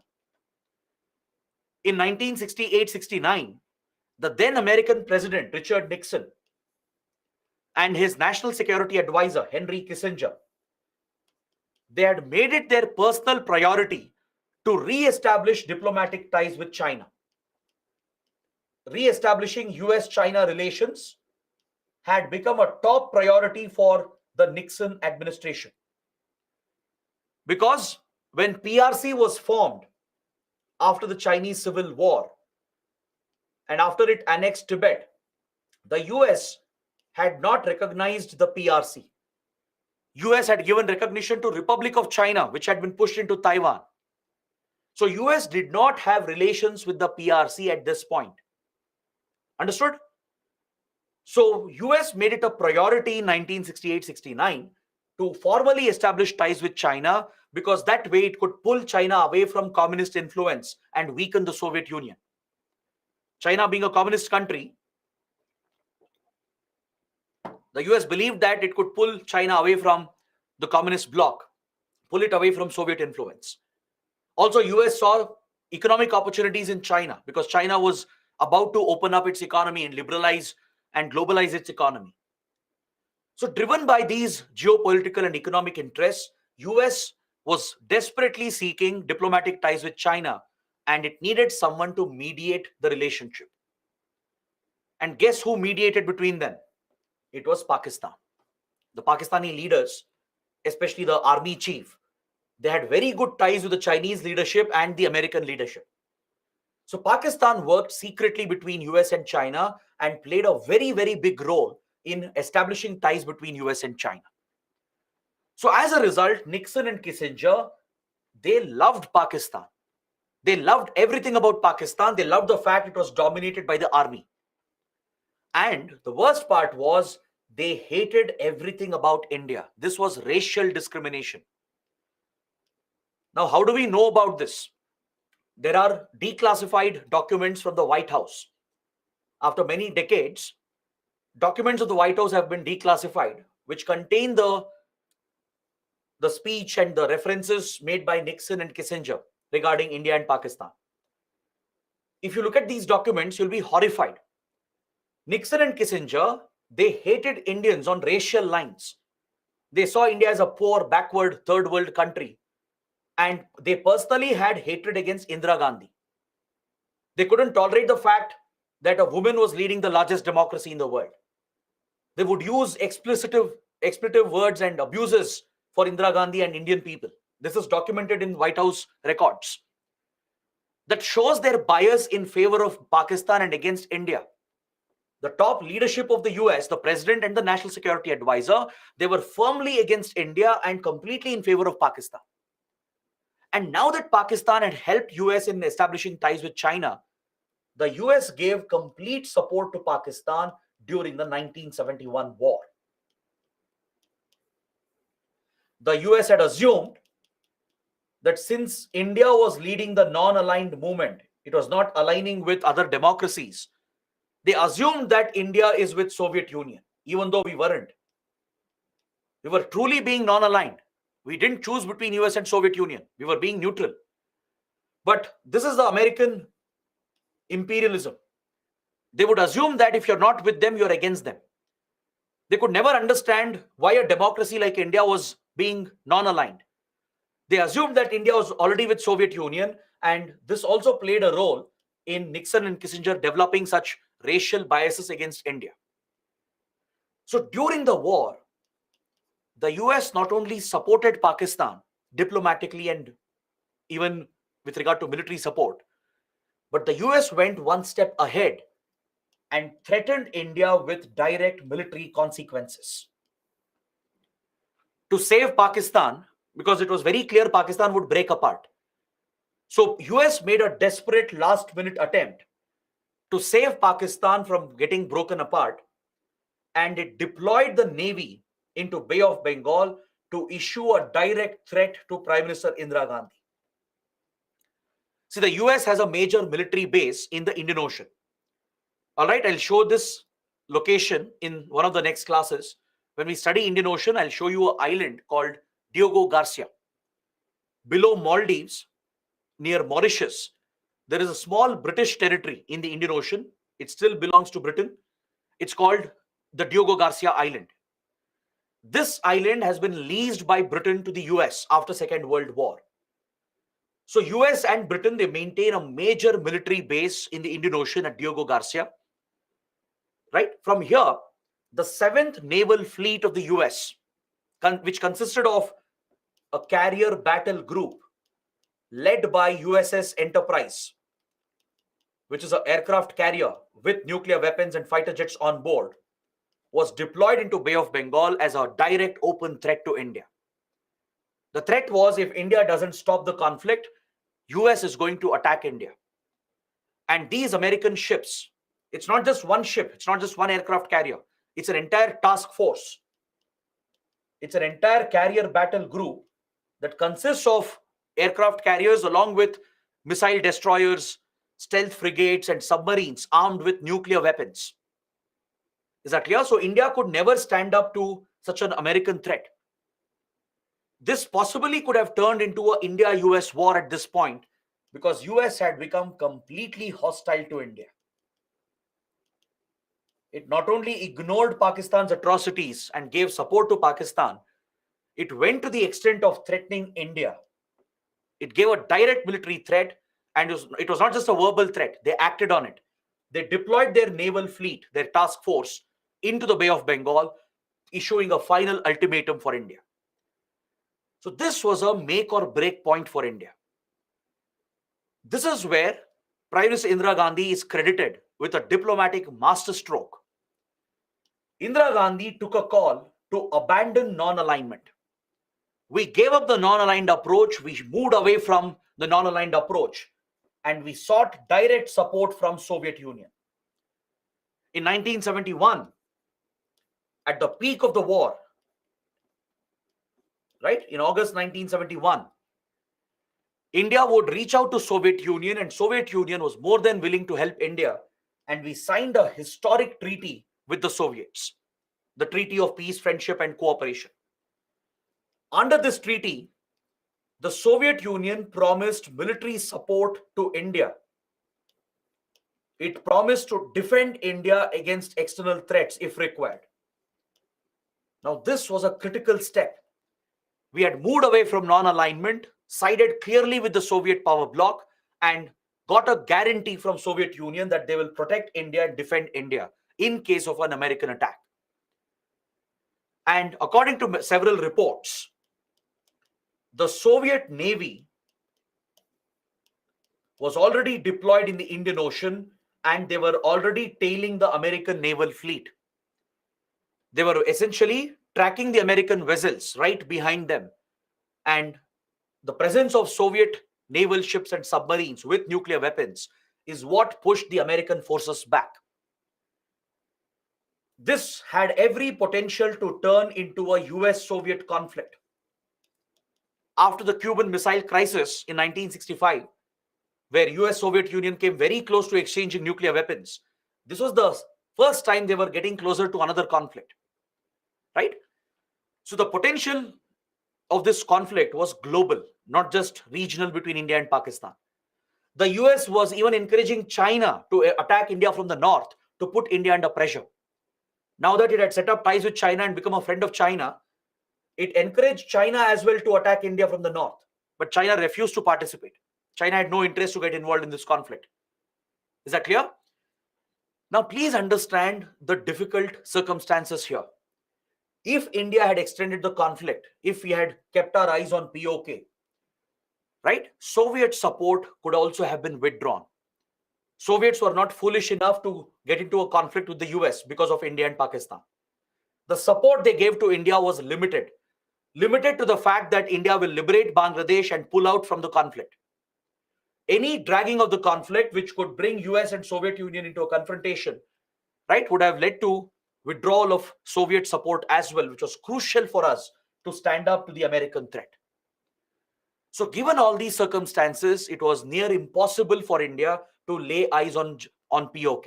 It was out of the question. It's easy to make these arguments today, but trust me, the right call was made.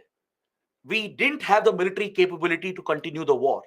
We were bothered about the global support, the global image, which was very important. This war was never about Kashmir. It was not about POK. It was about Bengali people. It was about the genocide which happened. It was about Bangladesh. So once we achieved the objective, we pulled out and settled the conflict through Shimla Agreement, thus establishing India as a responsible power. If we had pushed over POK, either the war would have dragged, there was no guarantee we would have won that conflict, we would have lost the global image and global support, and maybe Soviet support also might have been withdrawn. Right? Soviets wouldn't have risked a bigger confrontation with the US. So given these global circumstances in the Cold War period, India did the best that was possible, and we achieved the goals which were important for us. The goal was to liberate Bangladesh and ensure that Pakistan is not the same threat to India. And we did that very effectively. And as promised, we returned all POWs with full dignity. Over the next few years, all the captured soldiers were returned back. And that is how the war came to a formal end. Is that clear? So this part of history involving India, Pakistan, and Bangladesh is very, very important. It's not just about India-Bangladesh relations. It's about the Cold War as well. It's about our ties with US and Soviet Union and how they have changed over the years. Understood? So all these topics we have discussed, they are very, very important for our exams. Not just in IR, but even in world history and post-independence history. So you can expect a question. UPSC has already asked a question on this topic, on the liberation of Bangladesh war. You can still anticipate questions on this very important topic. Is that clear? So I think now we can continue for 5 more minutes. Then we'll take a break. I'll take some questions and we'll take a short break. Let me just continue for 5 more minutes before the break. So once Bangladesh was created, as you can expect, the Awami League came to power, and Sheikh Mujibur Rahman, the founding father of Bangladesh, became the leader of the country. He became the prime minister. You can see Sheikh Mujibur Rahman in this image. He was a great friend of India. The Awami League itself was a trusted partner for India. We had worked closely with Awami League and Sheikh Mujibur Rahman in liberating Bangladesh. In fact, many Indian leaders as well, like Jyoti Basu from West Bengal, Pranab Mukherjee, they were all very close to Sheikh Mujibur Rahman. Even Prime Minister Indira Gandhi, right? They were personally close to Sheikh Mujibur Rahman. These close bonds is what helped establish close relations between the new country and India. India was very eager to work on this friendly relationship and deal with all the issues that we were facing from Bangladesh. Bangladesh obviously was very grateful to India, right? The Awami League, Sheikh Mujibur Rahman, and the people of Bangladesh in general. They were very grateful to India. They knew what India had done. They knew India's efforts. And they were thankful to India and ever grateful to India. So naturally, very cordial, friendly relations developed. And India was eager to settle some issues, resolve some of the standing disputes we had. Like we had water sharing issues. We had a land boundary issue, right? Then we had the security crisis where Northeast insurgents were getting support. So we were very eager to resolve these issues and take forward this friendly relationship. So initially the right steps were taken because of obviously Sheikh Mujibur Rahman was a good friend of India. We had a friendly government. Things were going well and some initial steps were taken to resolve the land boundary issue. We will study the land boundary issue after the break. All right. Some steps were taken to resolve water sharing issues as well, like Ganga water sharing. So the initial steps were being taken. But before we could achieve anything concrete, there was a major setback for India-Bangladesh. There was a massive loss because Sheikh Mujibur Rahman was assassinated in 1975. Is that clear? This was a huge setback for India-Bangladesh relations. This assassination was carried out by the rebels within the Bangladeshi army. See, please don't assume that just because Bangladesh got created, that support for Pakistan was lost. Within the Bangladeshi society, there has been a divide. There has been a divide within Bangladesh between the nationalists who are secular, who are pro-India, and they are the ones who fought for Bengali liberation. That is Awami League, the supporters of Awami League. They are the nationalist elements. They are secular in character, they are pro-India in their approach, and they were the ones who stood for the Bengali liberation movement. They were the ones who fought for Bengali nationalist identity. Is that clear? So even today, the Bangladeshi nationalists and Awami League, they are grateful to India, they're still supportive of India. But there's another faction in Bangladesh, the fundamentalists. These fundamentalists, they remained pro-Pakistan. They could never accept the loss. They could never accept the breakup of the erstwhile Pakistani state. These were the elements who were more radical, fundamentalist in nature, and they were constantly trying to reverse the loss suffered by Pakistan. These were the elements who were still loyal to Pakistan even after the independence of Bangladesh. These were the pro-Pakistan radical elements, the fundamentalists. Understood? So after Awami League came to power, trials were started to arrest and punish the war criminals. Remember, many Pakistani generals and officers, they had ordered the killings of Bengalis. They had committed a genocide by killing millions of people. These war criminals were being tried by the tribunals that were set up. And the nationalists wanted justice to be done for the Bengali liberation fighters. But The trials were opposed by the fundamentalists. The radicals were supporting war criminals. So this had created a division within Bangladesh, and Pakistan was seeking revenge for the losses it had suffered. Of course, Pakistan wouldn't change its behavior. Right? The promises made in Shimla Agreement was just for the sake of it. It was seeking revenge against both India and Bangladesh.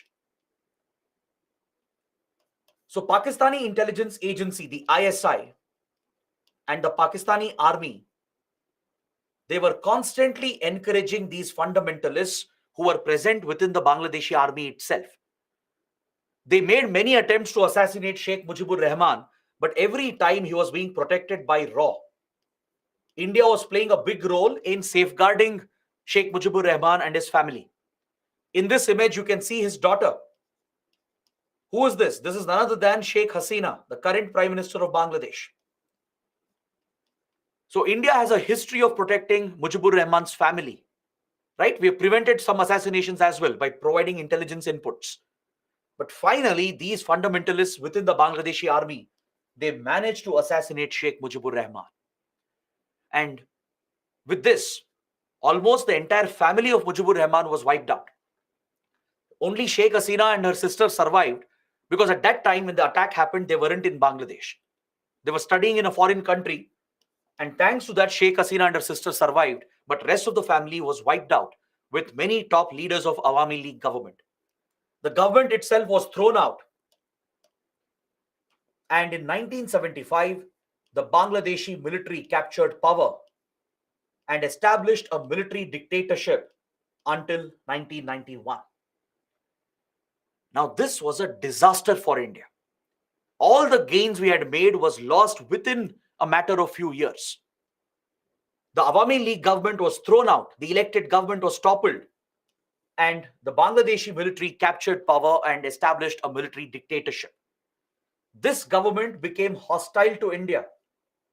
It harbored anti-India elements, and it emerged as a pro-Pakistan military dictatorship.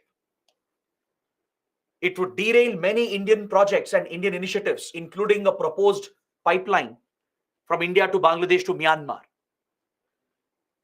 It would get closer to Pakistan, and it would allow the ISI to create a safe haven for Northeast insurgents, and as well as other Pakistan-sponsored terrorist organizations. The Bangladeshi military that formed the dictatorship in Bangladesh was clearly a hostile government to India. So Indian interests were directly threatened. Transit access was denied to Northeast region. The border problems kept increasing, and illegal migration became a big challenge. Since Bangladesh was struggling economically, the Bangladeshi people, they didn't have enough opportunities. So they tried crossing the border illegally into India to find better livelihoods that resulted in large-scale illegal migration. This would create social problems in the Northeast. It caused demographic changes. The indigenous native communities in Northeast India, they opposed the entry of illegal migrants on such a large scale, and it triggered socio-ethnic tensions in Assam and in Tripura. This directly contributed to the rise of Northeast insurgency in Assam and Tripura. The various disputes we had, the water sharing disputes over Ganga and Teesta, the land boundary issue, none of them were resolved, and our relations were completely compromised under this military rule during this period from 1975 to 1991. This hostile relationship continued from 1991 to 1996. And even in the early part of 2000, almost till 2009, Bangladesh remained hostile to India, especially under a party called the BNP, the Bangladesh Nationalist Party. The BNP came to power twice, and it's a party which has been pro-Pakistan. It's a party which has been aligned with radical forces, with fundamentalists, and it has deliberately taken anti-India measures to threaten Indian interests. The BNP government was also equally hostile, just like the dictatorship. Even though democracy was restored, the BNP rule was not favorable to India. These hostile elements would be sheltered in Bangladesh, and Northeast insurgents and various Pakistan-sponsored terror groups, they got a safe haven in Bangladesh. So Bangladesh became a security nightmare for India, and it led to large-scale destabilization of the Northeast, right? Plus, organized crime increased, border security was not being handled, illegal migration became a concern, and none of the issues that were pending were resolved.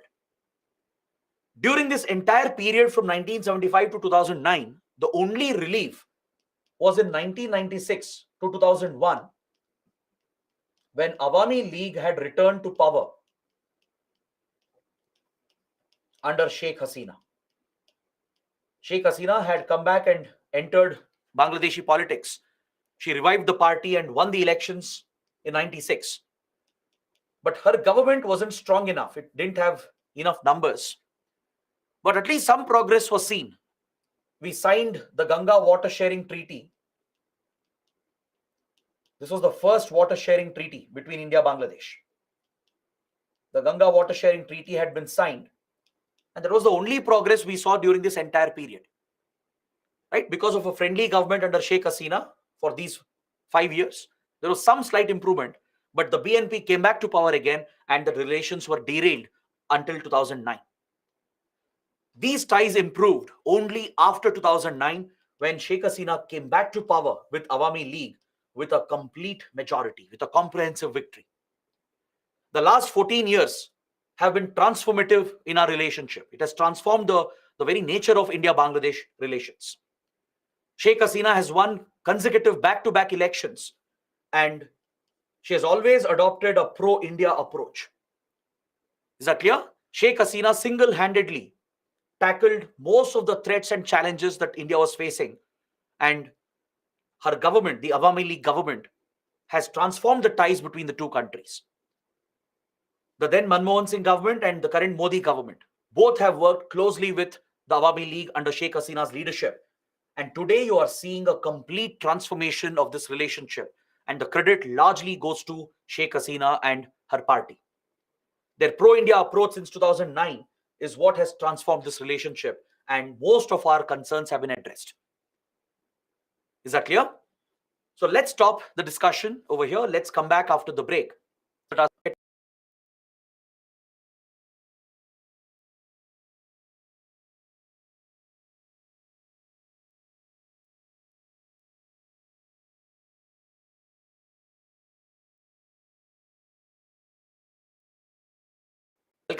In 2009. So we were talking.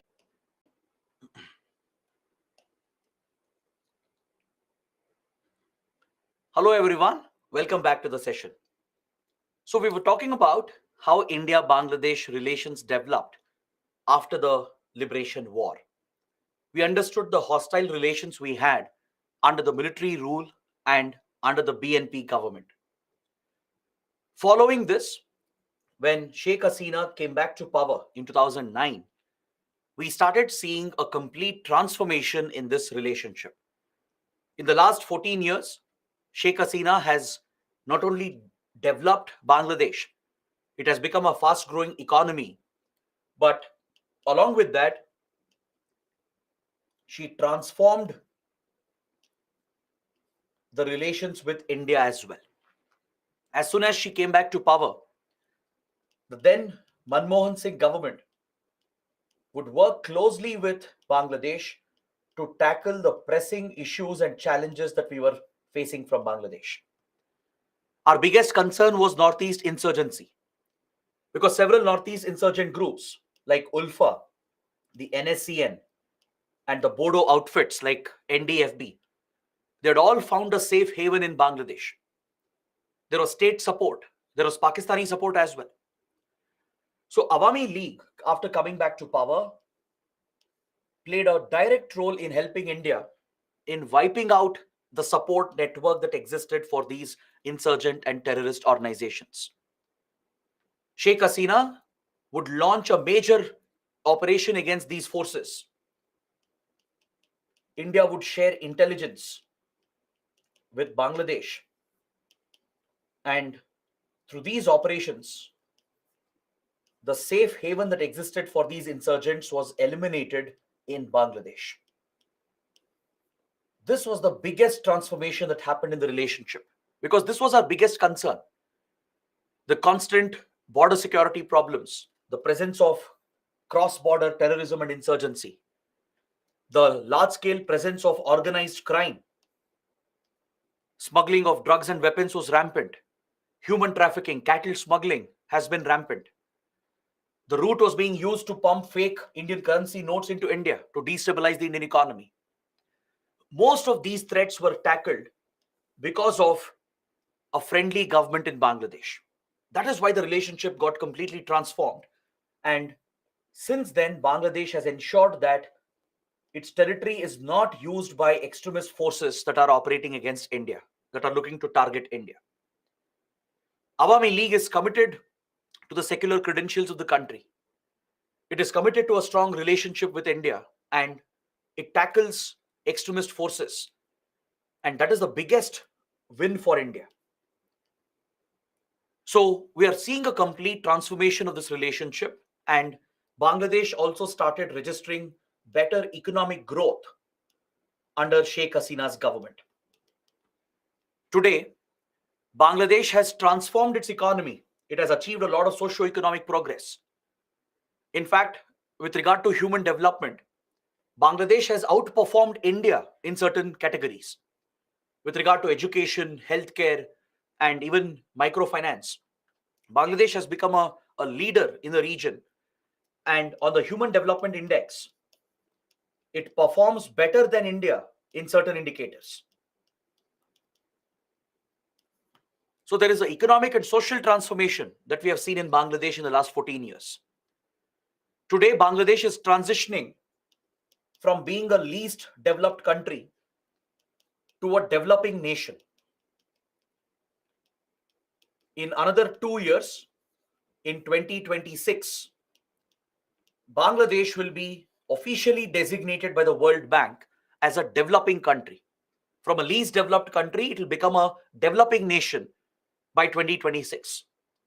So this means there are more opportunities in Bangladesh. There are job opportunities available. There's a better livelihood available for the people of Bangladesh. And this has helped curb illegal migration into India. There has been a very big reduction in illegal migration, which has been a concern for India. Because the large-scale illegal migration that has happened over the last 30, 40 years has been responsible for socio-ethnic problems in Northeast India. It has led to demographic changes. It has been a prime reason which triggered insurgency in Assam and Tripura. Right?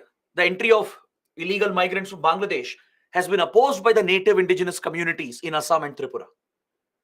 So the insurgencies that broke out in Assam and Tripura in the 1970s was a direct result of the influx of illegal migrants from Bangladesh.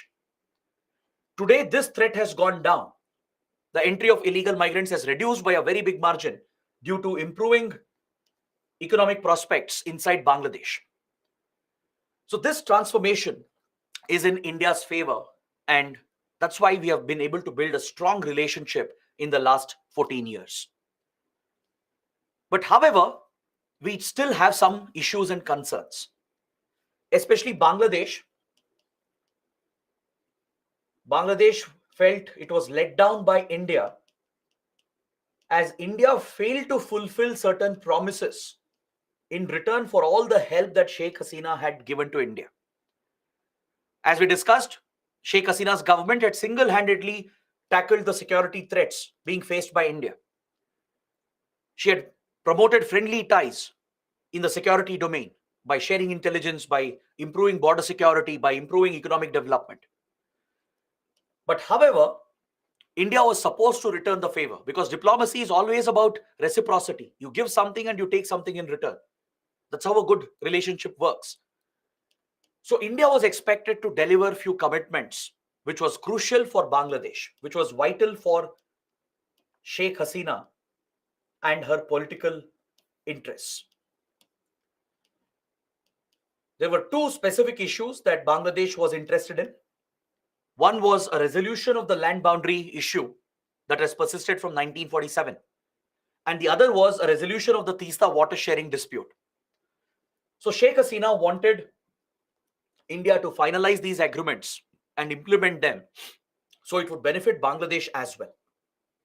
This was a basic expectation from Bangladesh for all the help it had given to India in tackling the security threats being faced by India. But unfortunately, due to political circumstances, India was not able to deliver these commitments. The then Manmohan Singh government was a coalition government, right? It depended on outside support from coalition partners. So it was not able to bring out the land boundary agreement to resolve the enclave issue. And Bangladesh felt let down by India. Even the Teesta water sharing issue could not be resolved, again due to political pressure from regional parties in West Bengal. So this is a case where domestic politics has derailed our diplomacy with a friendly country. It's an example of how coalition politics, domestic politics, and regional politics could derail your foreign relations. We have seen the same happen with Sri Lanka as well. The political pressure from Tamil Nadu, the regional political pressure, and the challenges of coalition politics has derailed our relations with Sri Lanka as well in the past. So these are two examples to highlight how domestic political issues can affect our foreign relations with friendly countries. Is that clear? So let's understand more about this.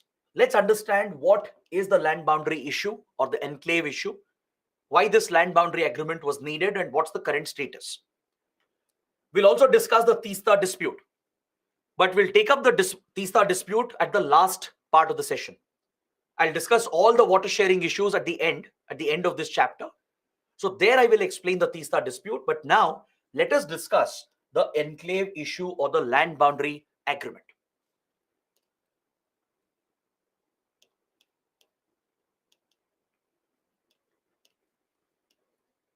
See, the enclave issue is a relic of the partition. It's a colonial blunder that was committed during partition. When India, Pakistan were created, right? The British government had set up the Radcliffe Commission. The Radcliffe Commission had been set up to draw the boundaries between India and Pakistan. That is India and West Pakistan and India and East Pakistan. Since Punjab and Bengal had to be partitioned, the boundary lines had to be drawn. For this purpose, the Radcliffe Commission had been set up. So this boundary line, which became the boundaries between India and Pakistan, it's called the Radcliffe Line. So the borders we have today with Pakistan and even the borders with Bangladesh, both of them, they're called the Radcliffe Line. It was drawn by the Radcliffe Commission. But while drawing these boundaries, several mistakes were made, especially towards East Pakistan. What happened was, there were several Pakistani territories which later became Bangladeshi territories after Bangladesh was born in 1971. These small islands of Pakistan, that is East Pakistan and later Bangladesh, they were trapped inside India on the other side of the border, especially that is in West Bengal. There were small Pakistani territories that were left behind on the Indian side. These are called enclaves. Enclave is a foreign territory which is entirely surrounded by the territory of another country. We call them as enclaves. Is that clear? So several such Pakistani or later Bangladeshi territories were trapped on the Indian side in West Bengal. They are like islands surrounded entirely by another country, that's India. Similarly, hundreds of Indian territories, around 111 Indian enclaves, were trapped inside East Pakistan, that is Bangladesh later. On the other side of the border, several small territories of India, around 111 such enclaves, were left behind on the Pakistan side, that later became Bangladesh. Now, when you have so many enclaves, India had 111 enclaves inside Pakistan, right? After 1971, this was under Bangladesh. Similarly, Pakistan or Bangladesh, they had around 51 enclaves on the Indian side. Now, this creates a very big problem, a very big challenge. Can anyone guess what challenge might come up when you have these enclaves, when you have so many enclaves present on the other side? What is the biggest, the most important challenge that you're going to face? Very good. Abhishek, Abhijit, then Sachin and Pooja, Shreyank and few others have given the right answer. One big challenge will be with regard to movement, that is access. Since your territories are trapped on the other side, that too with a hostile neighbor like Pakistan, and even Bangladesh later was hostile under military rule under BNP government, you cannot access these enclaves. The people cannot move around. And not just the people. The administration of these enclaves will become a nightmare because you can't reach those enclaves. The same problem existed for Pakistan and Bangladesh as well. They could never reach their enclaves on the Indian side, which means the development of these areas will get compromised. These villages that are present here, right, and the thousands of people who inhabit these enclaves, they will never get access to welfare. They will never get the benefits of government programs of their governments, of their countries. Is that clear? Since it's a hard border and complicated hostile relations between the two countries, you can't access these enclaves which are located on the other side of the border, and both countries will suffer, both the sides of the people, they will suffer due to lack of movement, lack of access, and absence of governance and administration. Even carrying out basic administration becomes a huge task. Conducting elections become a nightmare. So as a result, these enclaves became backward. They were left behind. They never saw any progress or development. It was a humanitarian crisis. So that is why an attempt was made in 1972 to try and resolve this issue by working out a land boundary agreement. When we had a friendly government under Sheikh Mujibur Rahman, an initial attempt was made by Prime Minister Indira Gandhi and Sheikh Mujibur Rahman to resolve this issue permanently by working out a land boundary agreement. The initial steps were taken. But unfortunately, we couldn't fulfill this because of the assassination of Sheikh Mujibur Rahman. Before the process could be completed, the Awami League government was thrown out and military rule was established, and Bangladesh became hostile to India. So after that, we never got an opportunity until 2009 to revisit this issue. So when Sheikh Hasina came back to power and friendly ties were restored, both countries were very eager to resolve this issue. It was a long pending issue, and we were very eager to find a solution to this. The solution is very simple. There's only one solution to this problem. These enclaves have to be exchanged. There is no other option. You can't redraw the boundary. Neither country will agree to redraw the boundary. Because if you try to include these enclaves by redrawing the boundary, both the sides will lose a lot of territory. So no country will agree to such a loss of territory. So redrawing the boundary is out of the question. It becomes a very big border dispute then. Only viable practical option is to exchange the enclaves, that is, merge the enclaves with the other country itself. Merge them permanently. That is, Bangladeshi enclaves in India will permanently become Indian territory. They'll merge with India. Indian enclaves on the other side, they'll merge with Bangladesh and they'll become Bangladeshi territory. That is a clean solution. Without any complication, without any issues, you can resolve it if you can merge the enclaves and exchange them permanently. But when you exchange the enclaves, obviously, there will be some area that will be lost for one country. If you calculate the area of these enclaves and take the difference, in net terms, one country will be ceding some territory to the other. And in this case, since India had more enclaves, we had 111 enclaves on the other side compared to 51 Bangladeshi enclaves. So if you take the total area and take the difference, it would be India which will cede a part of its territory, a very small part of its territory, to Bangladesh. But this is acceptable to resolve such a big issue and give relief to these people, right? It's a very small price to pay. You're not going to lose anything much. You just have to make the exchange happen.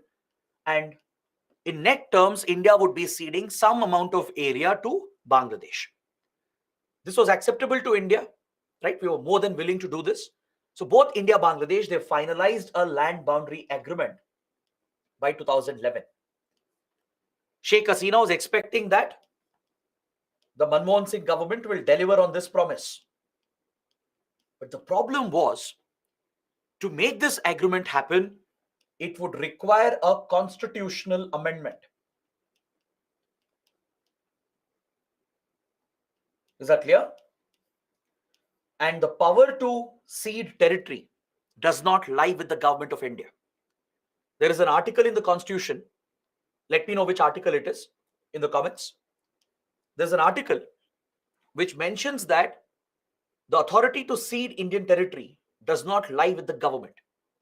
There is a specific process. It requires a constitutional amendment. And it's only the Parliament of India which has the authority to cede Indian territory if required. Very good. This is article number 3. Article 3 of the Constitution says that our territory cannot be ceded. Definitely government does not have that authority. If at all it has to be ceded, it requires a constitutional amendment under Article 368. And this would require a special majority in the Parliament. Right? Only Parliament has the authority to cede Indian territory through an amendment under Article 368. And this requires special majority. Now, the problem for Manmohan Singh government was it was a coalition government. It didn't have enough numbers in the Parliament. To get a special majority, it needed the support of the opposition parties as well. And this is where the opposition played domestic politics. The Manmohan Singh government was more than willing to make this happen. But problem was it was a weak coalition government, dependent on coalition partners. It didn't have enough numbers on its own to get a special majority. It needed the support of opposition members as well, but the opposition parties politicized the issue unnecessarily for the sake of domestic politics. They started blaming the government that India was giving away territory, losing territory. Yes, we were giving some territory, but to achieve a bigger purpose, to achieve our national interests. But in this case, political opposition, political issues within the government, within the Parliament, derailed the initiative completely. And due to lack of support, the Manmohan Singh government could not deliver this promise. So this is a case of domestic politics derailing our friendly ties with Bangladesh. Bangladesh was upset that India couldn't fulfill a basic promise, even though Bangladesh gave India all the help to tackle insurgency and border threats. Is that clear? The other expectation from Sheikh Hasina was at least Teesta issue would be resolved. Teesta water sharing agreement was finalized. The Manmohan Singh government was about to sign the Teesta agreement. But because of regional politics, because of political pressure from West Bengal, again, the Teesta agreement could not be signed. So we failed on both the promises. And this is a classic example of how foreign policy can be derailed by domestic and regional politics. Is that clear? Then finally, in 2015, after the Modi government came to power,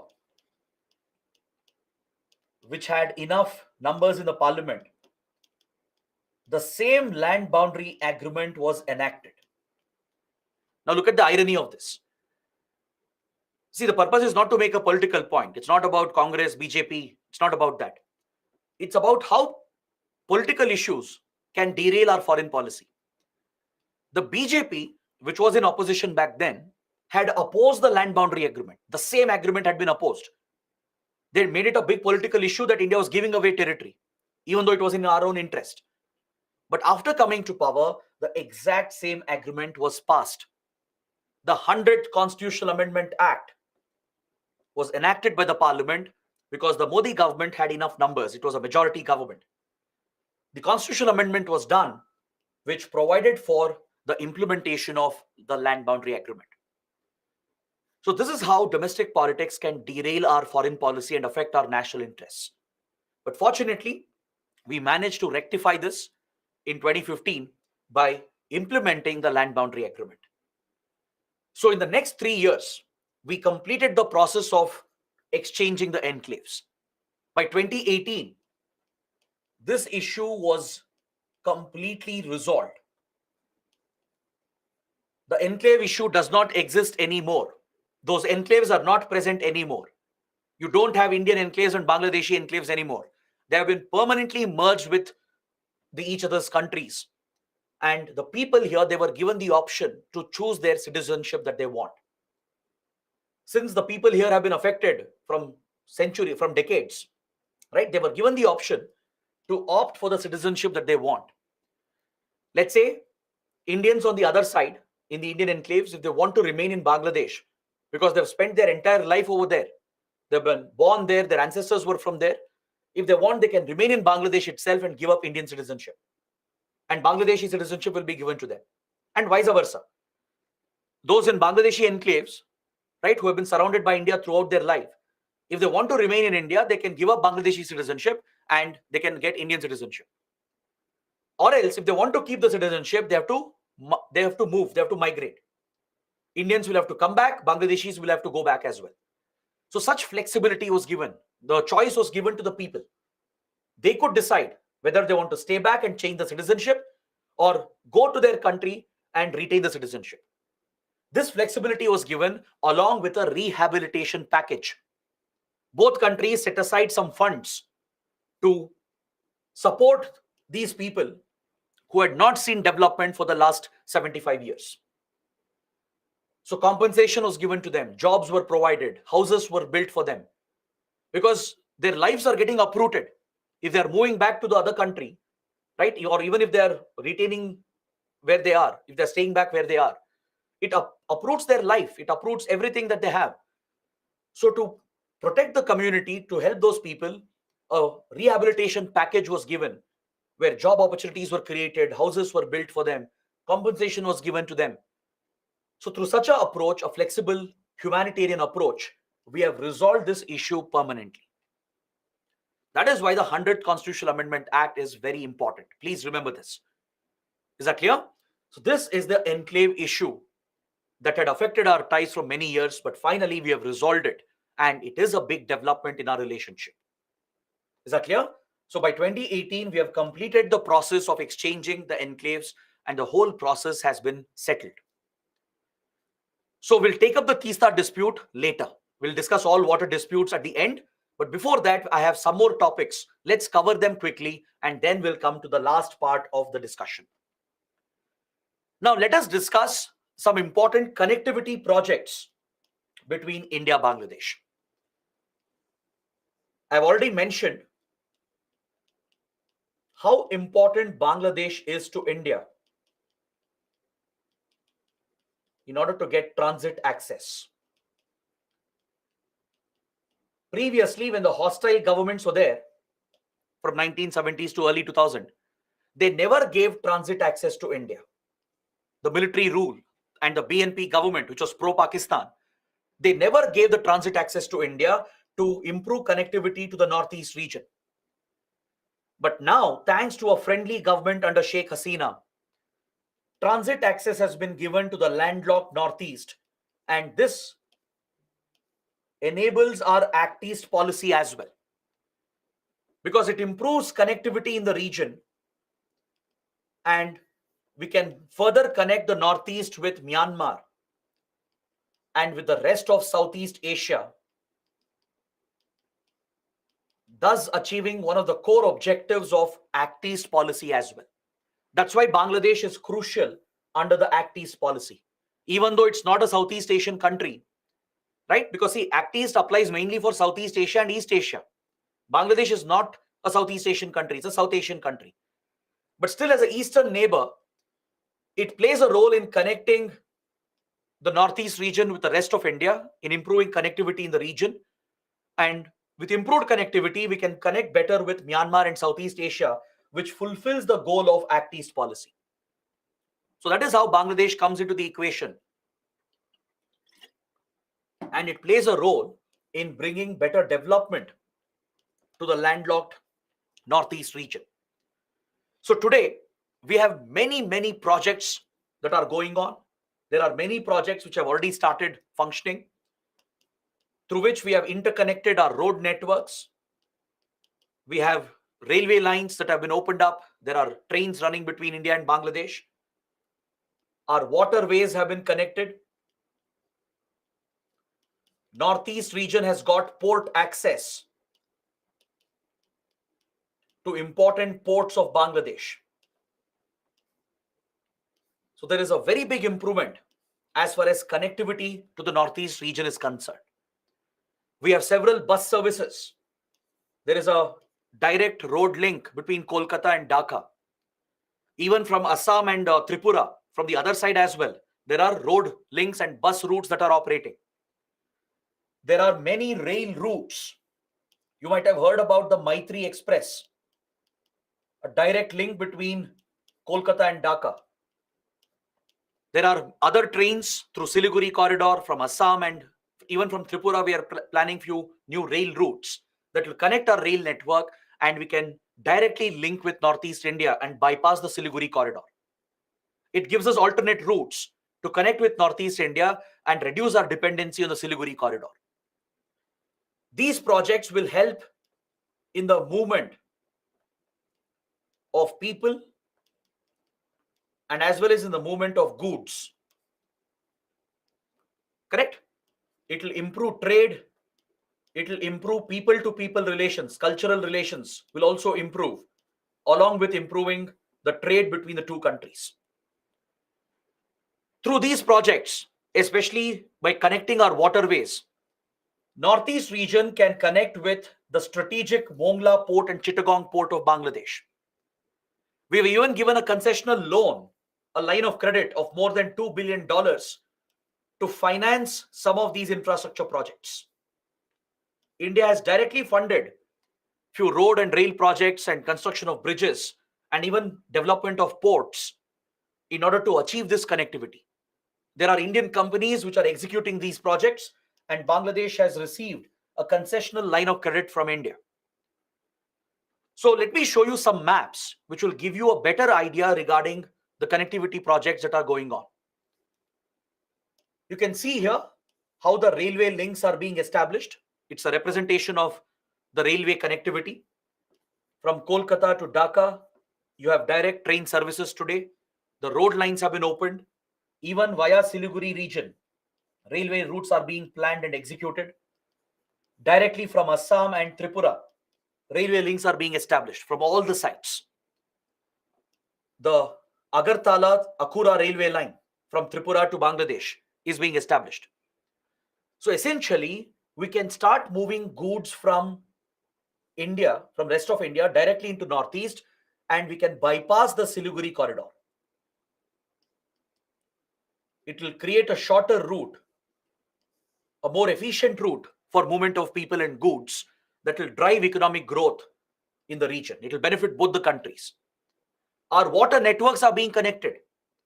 Our national waterway system on the Ganga River, on the Brahmaputra, on the Barak, they're all being interconnected with the waterways of Bangladesh. We are extending the inland navigation routes into the Padma, Jamuna, and the Meghna river system, and they will connect with strategic ports like Mongla and Chittagong, also called the Chattogram port. These are strategic ports of Bangladesh that face the Bay of Bengal.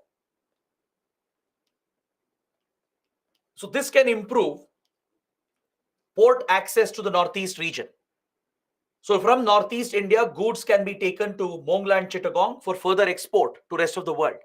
It can increase the export of Northeast products. From rest of India, goods can be directly shipped to Mongla and Chittagong, and then they can be moved through the waterways directly into Northeast India.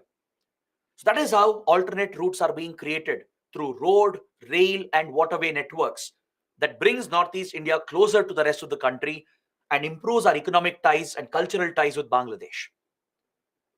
Is that clear? This will further help us connect with Southeast Asia and bring the whole region together, which is in line with our Act East policy.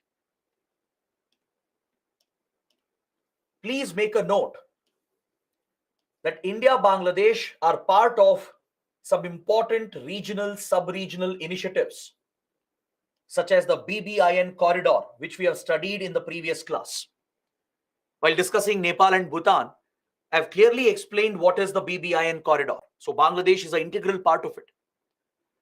BBIN, which is a motor vehicles agreement, is also primarily focused on connectivity, improving the movement of vehicles that carry goods to improve trade between these countries. Bangladesh is an important member of the BIMSTEC group along with India, which is centered around Bay of Bengal. It's one of the most important regional groupings today that is led by India.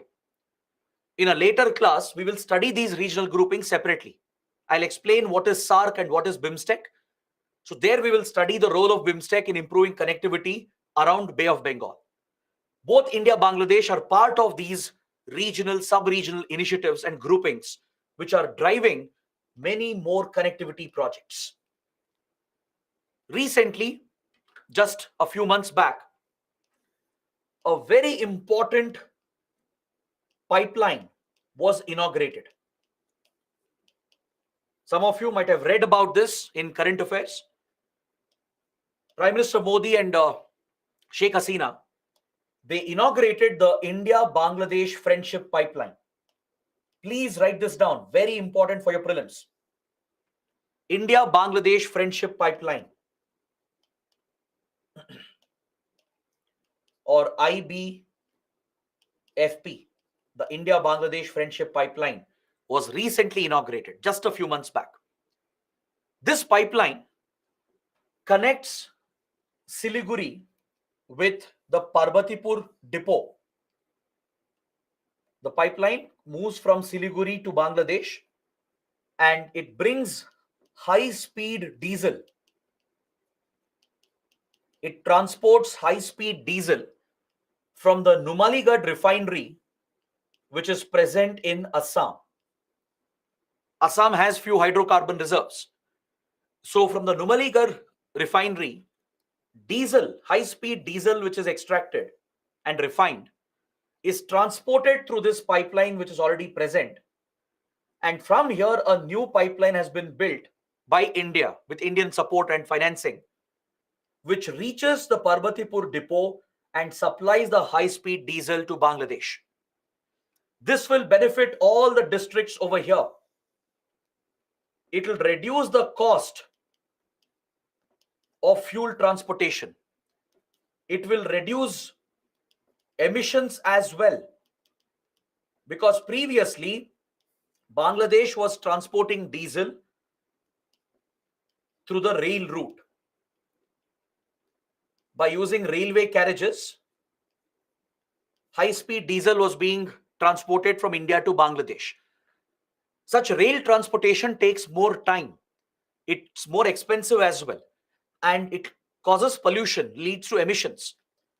But through the pipeline that India has built and inaugurated recently, we can reduce the cost and time involved in transportation, help Bangladesh achieve energy security, and also reduces the emissions involved in transportation.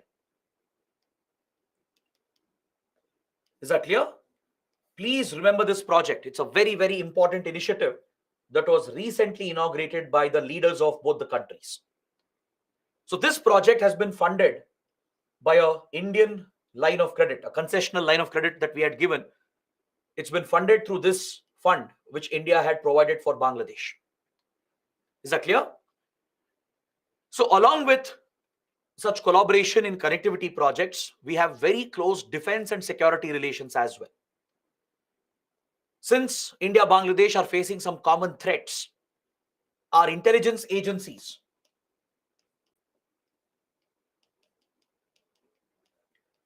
our armed forces and even the border guarding forces They are all collaborating together to tackle the common security threats. As we discussed, Bangladesh has already helped India in tackling cross-border terrorism and insurgency. We have jointly tackled multiple Northeast insurgent groups. You might have heard about the peace process which is going on with some of the insurgent outfits, where Indian government is negotiating with the Naga insurgents, the NSCN, to achieve a Naga peace accord. Ulfa insurgency has almost been decimated. And recently we negotiated a peace accord with Bodo insurgents. The third Bodo accord was also signed. These insurgent movements have been brought to an end thanks to the support Bangladesh gave to us. Sheikh Hasina eliminated the support base that existed, and many top leaders were arrested and handed over to India. The leaders of NSCN, IM faction, the leaders of Ulfa and NDFB, all these insurgent groups, they were brought down and the leaders were arrested and handed over to India. So that is why we are able to stabilize the Northeast and end these insurgencies. And today we are working out a peace process with these outfits. Apart from Northeast insurgents, there are other religious fundamentalist organizations that are sponsored by Pakistan. Terrorist groups like Lashkar-e-Toiba and Huji, Harkatul Jihad-e-Islami. Huji is a Bangladesh-based terror outfit sponsored by Pakistan. Please make a note. Pakistan has nurtured a terror outfit in Bangladesh called Huji. It's mainly based out of Bangladesh and it carries out many attacks against India. So, just like Pakistan used Nepal to target India and support terrorists, similarly, it has used Bangladesh as well to create a base for Huji and Lashkar-e-Toiba. So we have seen many terror attacks. There is cross-border movement of terrorists, and this remains a concern for both the sides. Then of late, there is a rise in extremist activities in Bangladesh. Religious radicalism is increasing, and support for global terror groups like Al-Qaeda and Islamic State has gone up. So this is a common threat. It threatens Bangladesh, it threatens India as well. So with regard to counter-terrorism, there is very close cooperation between the two sides. With regard to counter-terrorism and counter-insurgency, there is very close security relations between the two sides. Then other than that, we have many border security challenges. This border is a very porous border. Just like the Nepal border, which we studied yesterday, even this is a highly porous border. As we studied at the beginning, this is the longest land border of India, which is around 4,096 kilometers.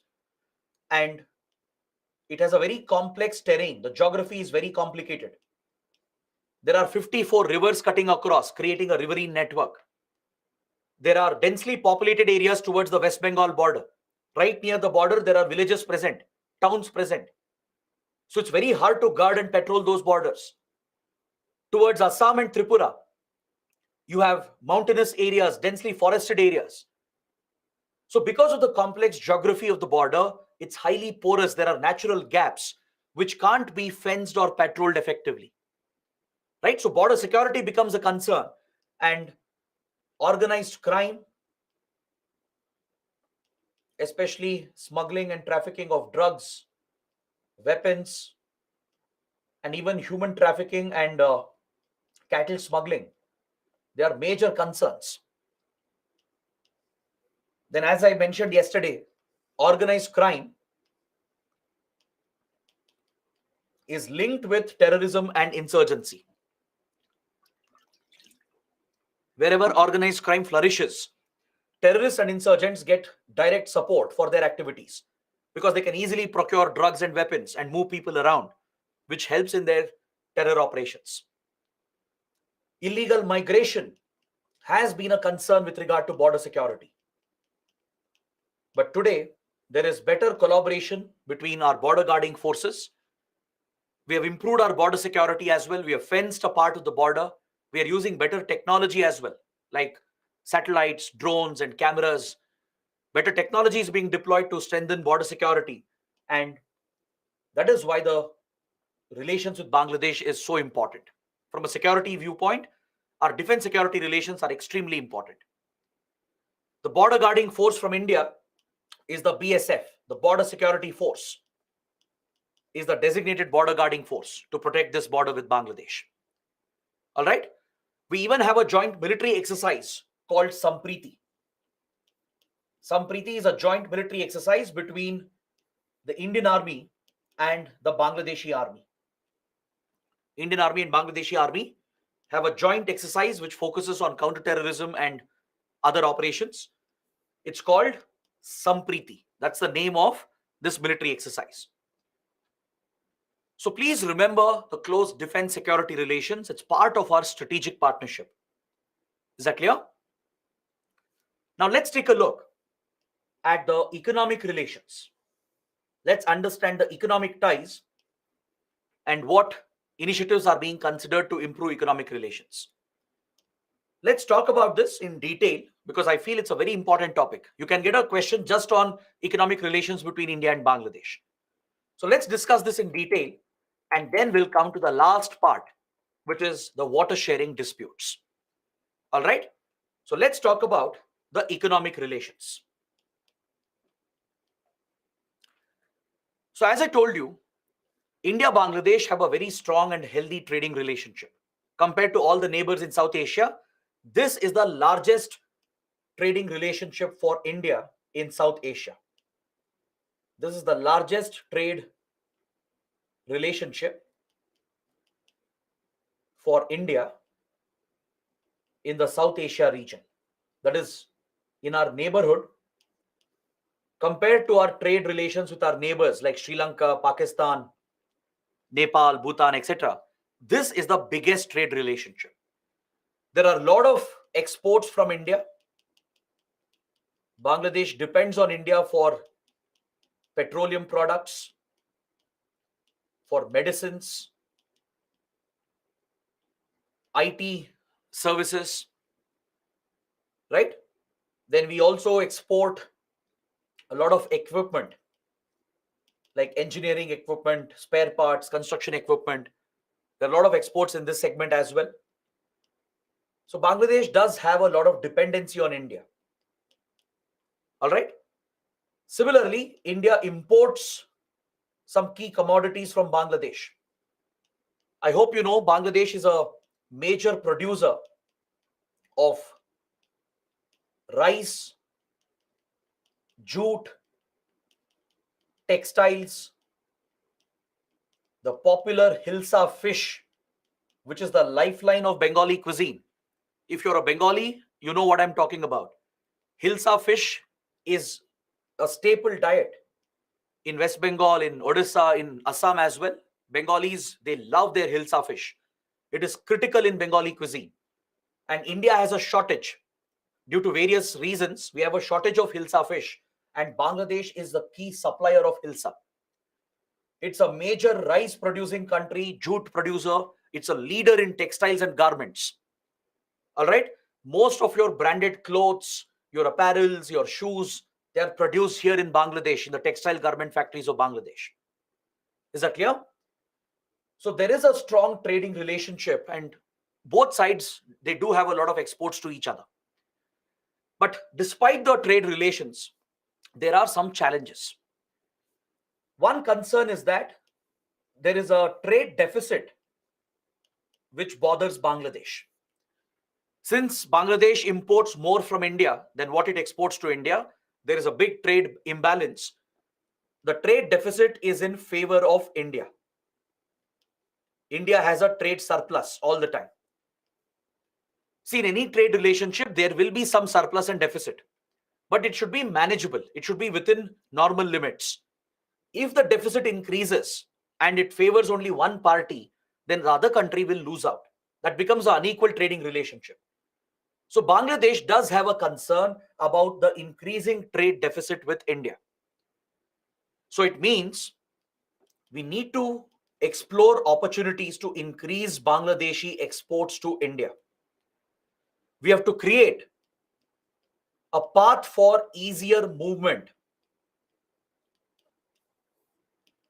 of goods, services, investments, and even for the movement of people. That should become a focus, that should become a priority.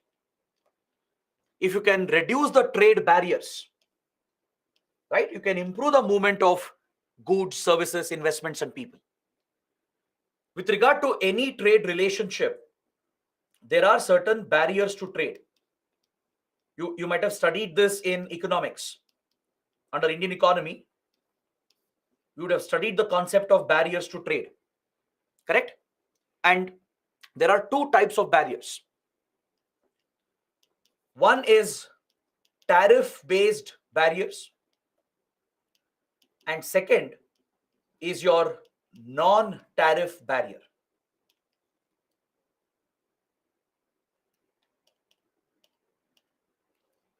The second type of barrier is the non-tariff barrier.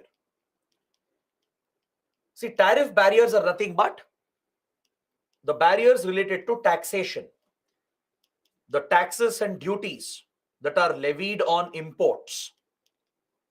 If these taxes and duties are very high, it automatically becomes a barrier to trade.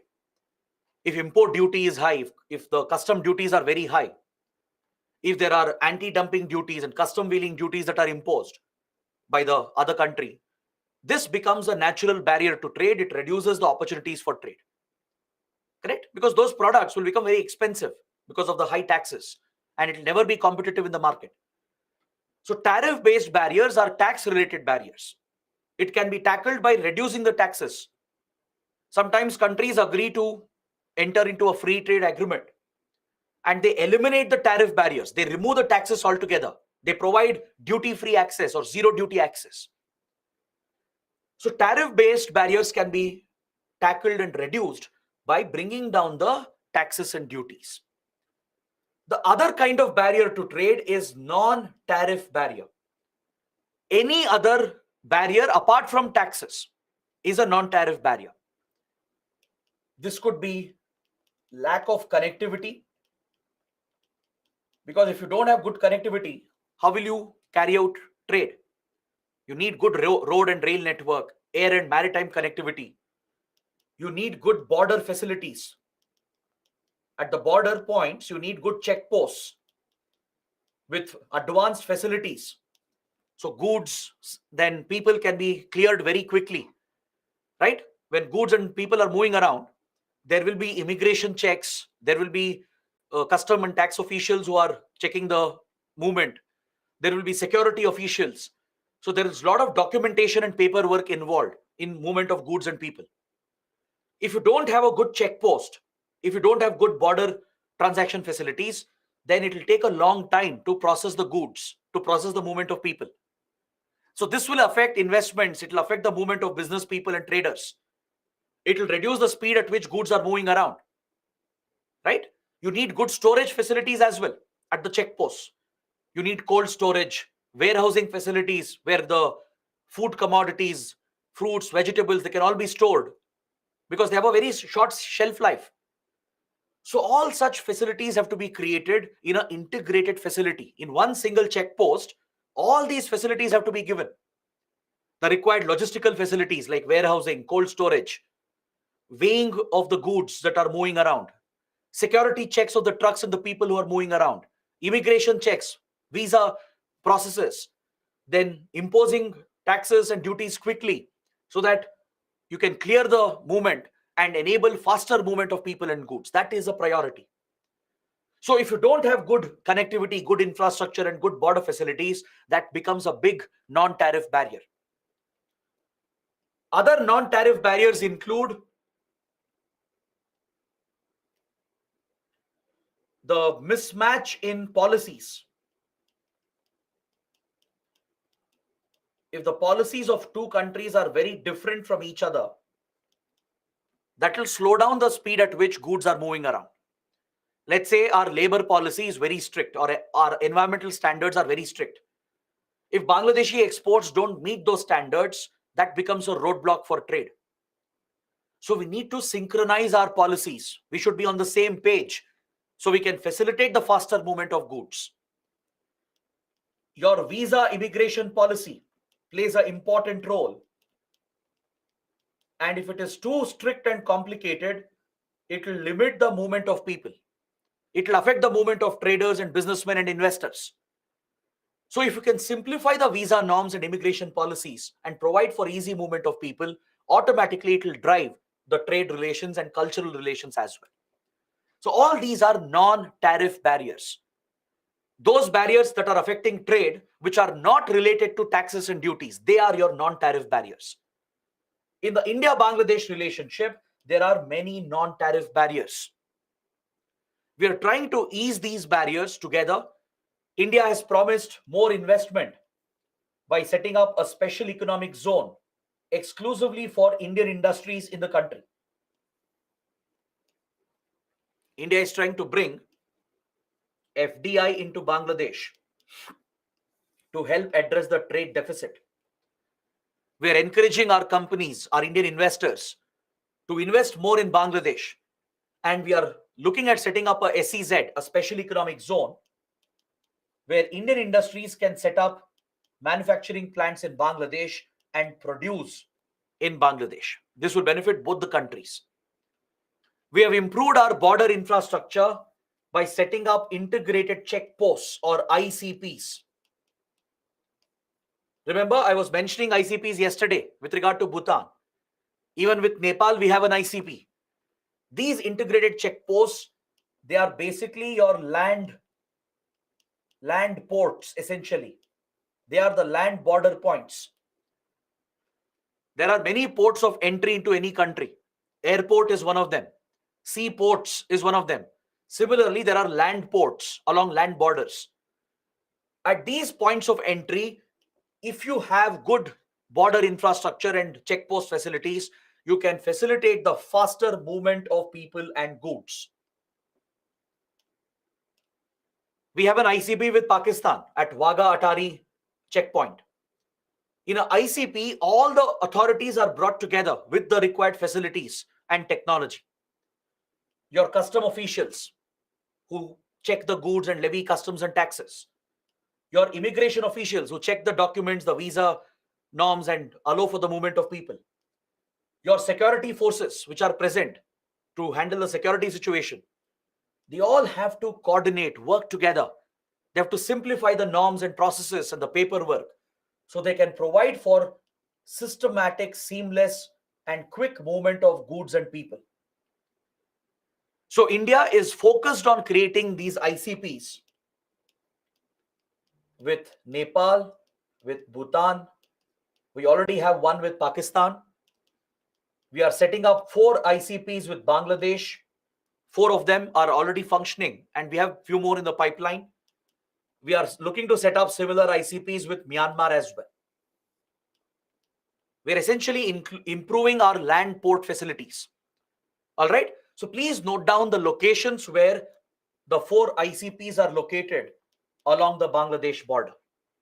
This could be a prelims question. Recently, we have inaugurated 4 integrated checkposts with Bangladesh. One of them is the Petropol ICP in West Bengal. This is the largest land checkpoint in Asia. In the entire Asia region, the Petropol ICP is the biggest land checkpoint or the land border point. Then you have Agartala in Tripura, Davki in Meghalaya, and Sutarkandi in Assam. These are the 4 ICPs which we have recently set up. They have started functioning. There are many more which have been proposed. Is that clear? We are working on these ICPs with Nepal, Bhutan as well. We already have a ICP with Pakistan, and we have similar proposals with Myanmar. Last year, in 2022, Prime Minister Sheikh Hasina visited India.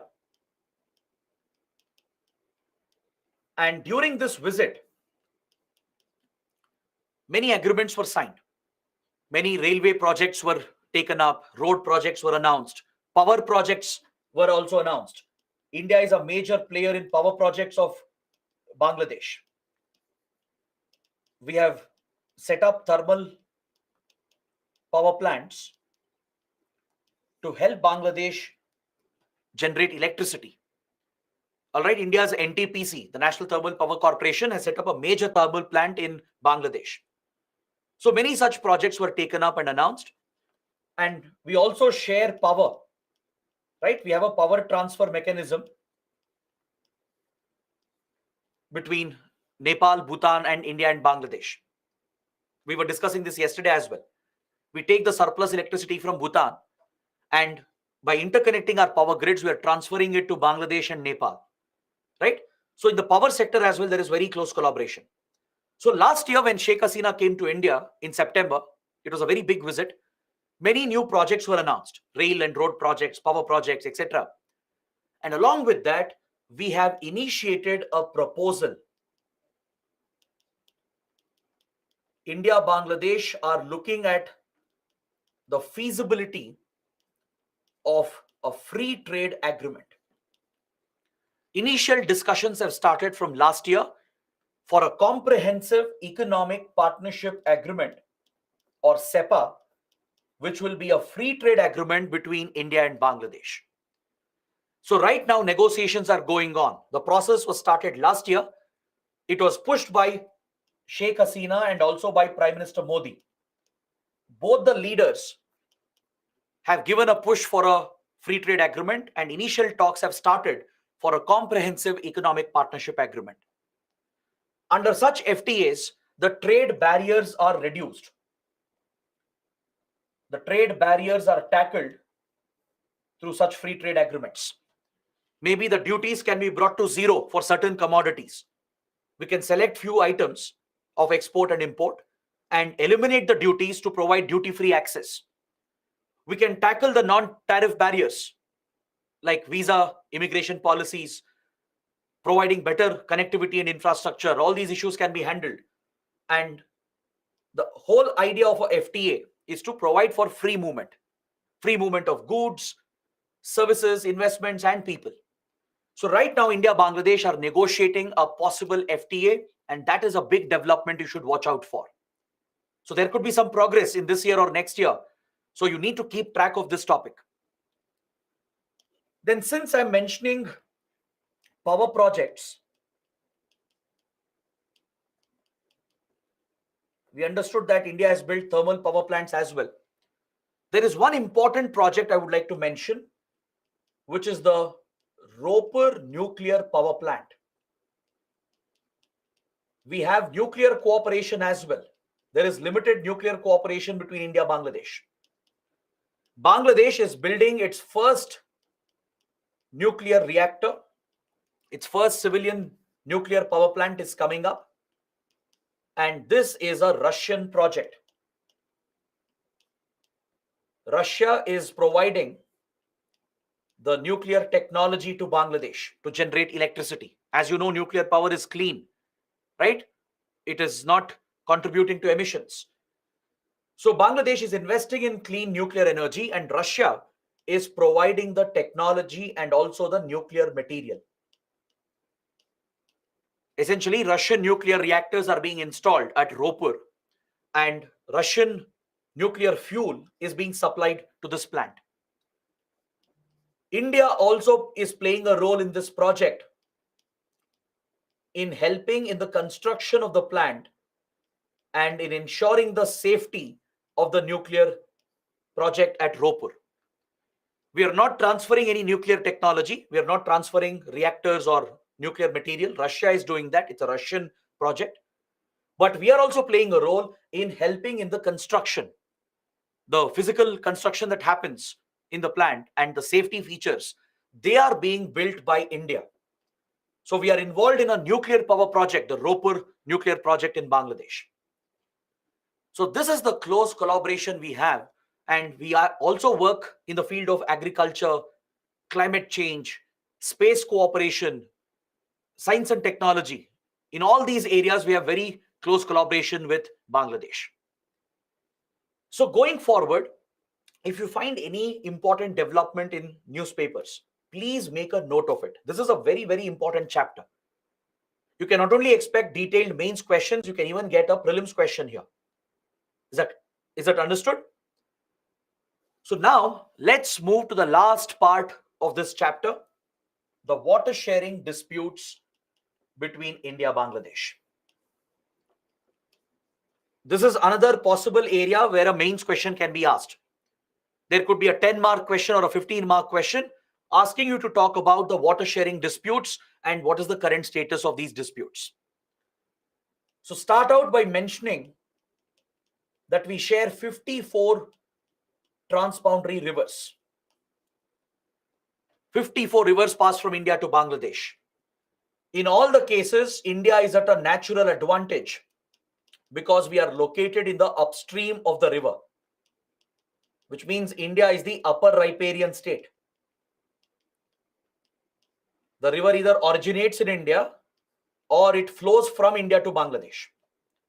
Some rivers come from Nepal, some come from China, some originate in India itself, right? And they eventually flow into Bangladesh.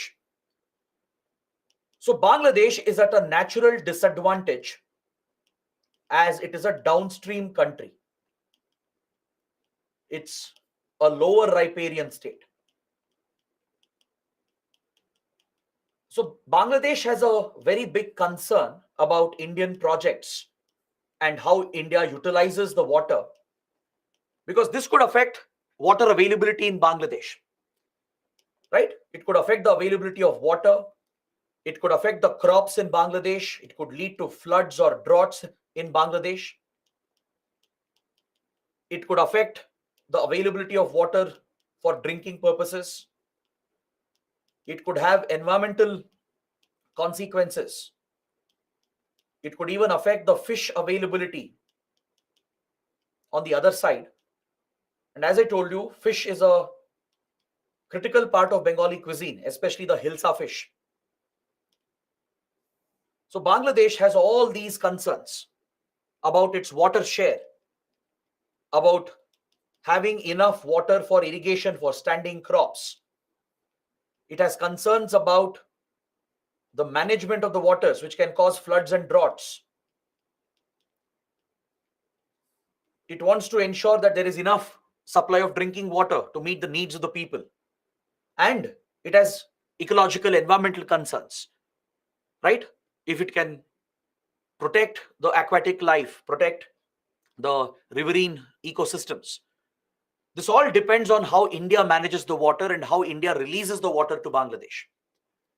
So we have few major disputes which we are going to discuss one by one. Let's begin with the Teesta dispute.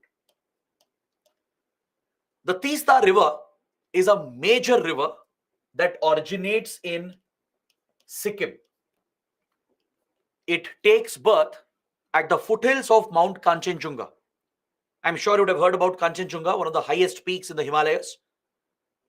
Kanchenjunga is also a biosphere reserve. It's a UNESCO World Heritage Site.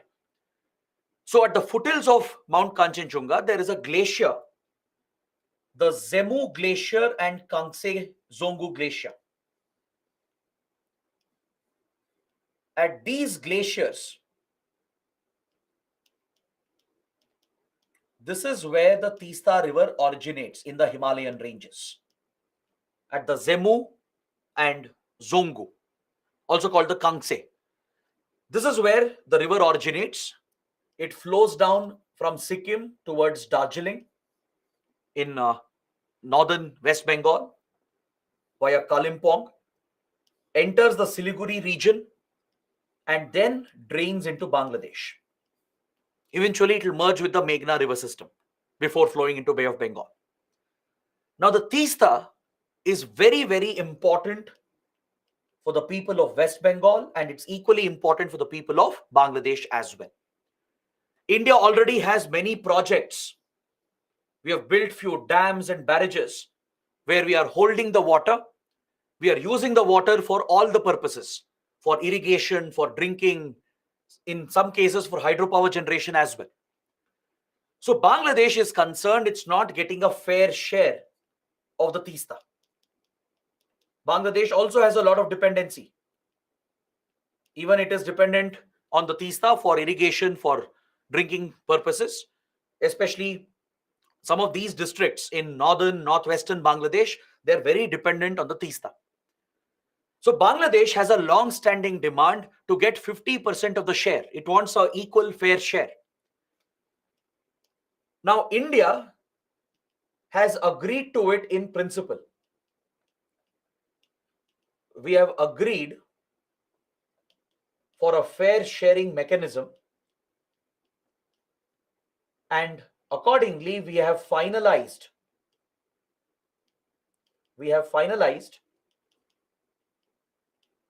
the Teesta Water Treaty, or the Teesta Water Sharing Agreement has been finalized many years ago. It was finalized in 2011 itself. The then Manmohan Singh government, which was expected to deliver on this, had finalized the agreement, and it was very eager to go forward and implement it. Because this was a small favor India was doing. Since Bangladesh helped us in tackling the threat of insurgency and terrorism, since Sheikh Hasina fulfilled all the promises and obligations, the only favor expected from India was to finalize this water sharing agreement. Because this is a big electoral issue in Bangladesh as well. In Bangladesh, the opposition, the media, people will question Sheikh Hasina. Why you're helping India when we are not getting anything in return, right? So this was the basic promise that India should have fulfilled, and the Manmohan Singh government wanted to do it. But again, regional politics and coalition politics has blocked the deal. In West Bengal, the Teesta issue has been politicized on electoral grounds by all the political parties. There are no saints here. The CPI Marxist, Trinamool Congress, the BJP, and the Congress at the state level, they all have played politics with water. Water is a very emotive subject, right? People's well-being is dependent on it. So you can easily trigger emotions and passions based on water. Look at the Kaveri dispute between Karnataka and Tamil Nadu. So in West Bengal as well, the issue has been unnecessarily politicized for votes. All the parties share the blame. The BJP, the Congress, the Trinamool Congress, the CPI Marxist, all of them have done the same. The then Manmohan Singh government was a coalition government dependent on support from Trinamool Congress, from Mamata Banerjee. She threatened to quit the government if India signed the deal. And other parties also didn't support the government.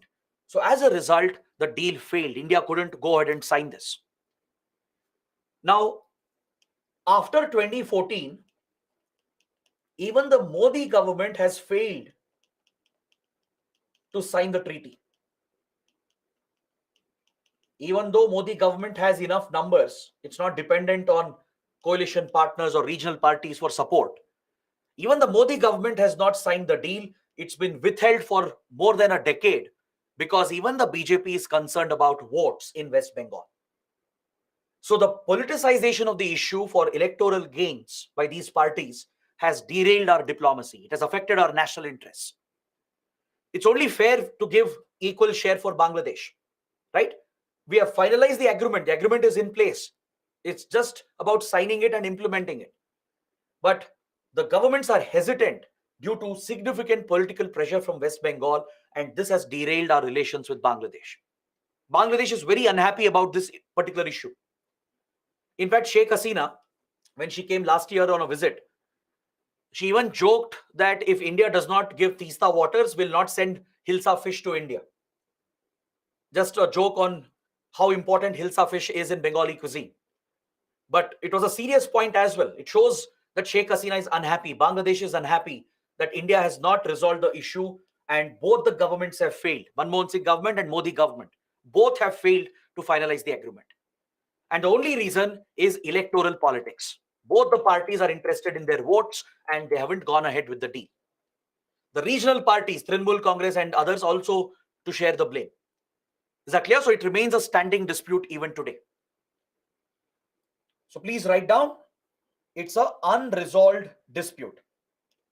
Let me write this over here. It is an unresolved dispute. Next, Tipaimukh Dam dispute. The Tipaimukh Dam is a proposed dam by India on the Barak River.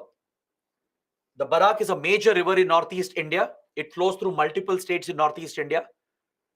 From the Manipur-Mizoram region, it flows into Nagaland, then Assam, and then crosses the border into Bangladesh. Is that clear? Right before it crosses into Bangladesh, India has proposed a dam here called the Tipai Mukh Dam. We want to hold some water and divert it for irrigation, drinking purposes, etc. But Bangladesh is obviously concerned about the impact of this project. As it is a downstream country, it is worried that the water flow might be affected. If India builds a dam right before the border and diverts a part of it, then it could cause water shortage on the other side, especially during the dry season, during summer season and drought periods. If India utilizes the water through a dam, Bangladesh might get affected. It might even cause floods when India releases waters during rainy season. Correct? It could affect the ecological flow. To maintain the basic ecological balance, you need to maintain a minimum flow in the river. But when you build dams and divert some water, ecological flow, the basic minimum flow which is needed for environmental ecological purposes, might be affected. This could affect the environment, the aquatic biodiversity. It could lead to shortage of fish, and it could affect navigation. Inland navigation can be affected. So that is why Bangladesh has raised concerns. It has opposed the Tipai Mukh Dam project that's proposed by India. All right. This is another unresolved dispute. It remains a standing dispute. Next, the Feni dispute, the Feni River. Feni is another important river from Northeast India. It flows down from Tripura. You can observe here in the map. This is Tripura here. From southern parts of Tripura, you have a town, a commercial industrial town called Sabroom. All right. Sabroom is a very important industrial commercial town in Tripura, located very close to the Bangladeshi border. Now, India has a lot of plans for Sabroom. We want to make Sabroom an industrial hub, a manufacturing hub for the Northeast, and attract investments from Southeast Asia. We want Sabroom to become an industrial link between Northeast region and Southeast Asian markets. We want to increase manufacturing and production and export the goods into Southeast Asia, into Thailand, Indonesia, Singapore, and Malaysia. We want to attract investments from there and create jobs in Sabroom and in Northeast region to drive the development of Northeast India. It's a key policy of India under the Act East policy. So, since we have ambitious plans to industrialize the region and build these mega industries at Sabroom, it requires a lot of water. So, India has planned many water projects. We have built a bridge. We have built a bridge as well. We have planned few water management projects on the Feni, mainly for industrial usage and drinking purposes. For industrial usage and drinking purposes. So these projects of India on the Feni River has been opposed by Bangladesh. Bangladesh is concerned that if India diverts most of the water to Sabroom for industrial activities and drinking purposes and urbanization, it could affect the flow of water in Bangladesh, which will cause shortages.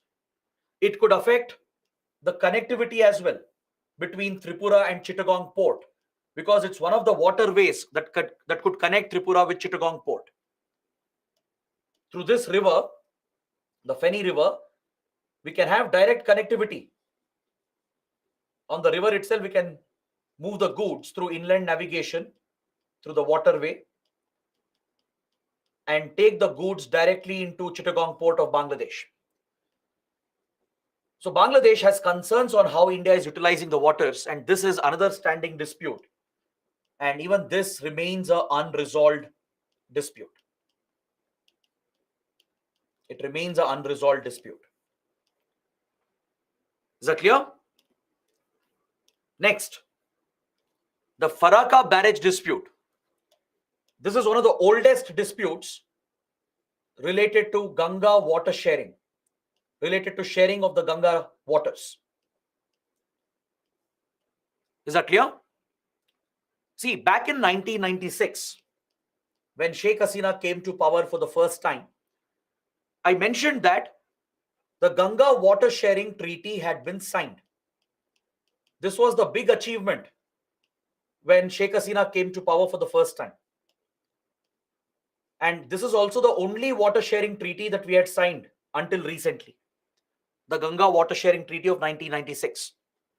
But however, despite the treaty being present, Bangladesh has concerns about a barrage called Farakka barrage that India has built over here, right over here in West Bengal. The Ganga river, as you know, it flows down into Bangladesh, becomes the Padma. And one of its major tributaries is the Hooghly. The Hooghly river of West Bengal, which is also the sorrow of West Bengal because it causes flooding quite frequently. Now, India has some unique challenges in managing the waters of the Ganga and the Hooghly. The Ganga is a perennial river. It has enough flow throughout the year because it is fed by the Himalayan glaciers and also by the monsoons. But the problem is with Hooghly river, where it dries up during the summer season. There is a shortage of water flow here. And this affects the functioning of the Kolkata and Haldia port, which are major ports of India located on the east coast. The problem here is that the shipping channel through which the ships pass through, it sees a lot of sediment or silt deposition. Because the Ganga, which flows down at considerable speed, causes a lot of erosion, brings a lot of sediments, pushes it into the Hooghly, and eventually the silt and sediment deposits in the shipping channel right where the river joins the Bay of Bengal. At the mouth of the river, there's a lot of silt sediment deposition that is blocking the movement of ships at Kolkata Haldia port. So what India has done is that we have used Farakka barrage. We are diverting part of the Ganga waters towards the Hooghly. Through this barrage here, we are diverting part of the Ganga river into Hooghly to flush out the sediments and the silt. When water flows at a higher speed and if there is regular constant flow, the water will naturally push out the sediments and the silt into the sea, which will make it easier for movement of heavier ships. Because otherwise you have to carry out dredging. You have to manually remove the sediment and silt that has deposited, which is very time taking and expensive. It's also damaging to the environment. So instead of manually dredging the silt and sediment, India has used Farakka barrage to divert Ganga waters to provide constant fast supply. So the water itself will push out the silt and sediment into Bay of Bengal. So this allows the ships to easily enter the Kolkata Haldia port. That's why Farakka barrage is important for India. Plus, we are using the waters for irrigation, drinking purposes. There is a power plant as well. So it's a multi-purpose project. But however, Bangladesh has a major problem. Bangladesh has always worried that since India is diverting the Ganga waters, the flow in Bangladesh has been affected. Bangladesh has complained that agriculture and fishing both have been compromised because of the Farakka barrage of India. The Hilsa fish, which are supposed to move into Bangladesh, they are moving in a reverse direction and they are getting blocked at the Farakka barrage. They are not able to cross the Farakka barrage. It has led to fish shortage in India and Bangladesh as well. And there are serious concerns about the environmental issues related to Farakka barrage. So Bangladesh wants a renegotiation of the Ganga Treaty. It wants the dispute to be resolved by renegotiating the Ganga Water Sharing Treaty. But India is not agreeing to it. So this again is an unresolved dispute. Even though we have the Ganga Water Sharing Treaty, we both have differences in our approach and opinion. So it remains a standing dispute, and Bangladesh opposes the Farakka barrage of India. Now, coming to the last topic, the Kushiara dispute. The Kushiara dispute was recently resolved in 2022 during the Prime Minister's visit to India. When Sheikh Hasina visited India last year, a historic agreement was signed. This is the first water sharing agreement we have signed after 1996. After the Ganga Water Sharing Treaty, this is the second agreement we have signed, and we have resolved the sharing of the waters of Kushiara. The Kushiara is one of the distributaries of the Barak. The Barak River in India, in the northeast. It enters Bangladesh, crosses the border here, and it splits into two branches. It splits into two distributaries. One is the Surma, which is the right side distributary. Kushiara is the left side distributary. Now, both the rivers are important for Bangladesh, especially in the Sylhet region, where they cultivate a unique rice called the Boro rice. Boro rice cultivation is crucial for the farmers here in Bangladesh, and they are dependent on the waters of Surma and Kushiara. But Bangladesh always faced a problem. During dry season, it would face a shortage. During rainy season, it would face floods, depending on how India would release the waters. So that is the reason why Bangladesh wanted a settlement, a fair share to be allocated so that sufficient supply can be maintained in the Kushiara to provide for irrigation in the Sylhet region during the dry season especially, which is crucial for Boro rice cultivation. So this agreement has been finalized last year. In 2022, the Kushiara Treaty was signed, and this was a very big positive development in the relationship. So this completes my detailed discussion of India-Bangladesh. We have covered all the aspects of the relationship. Trust me, we haven't left any topic, because this is indeed a very important chapter, both for your prelims and mains. So try and revise whatever we have studied today. Now let's see some questions.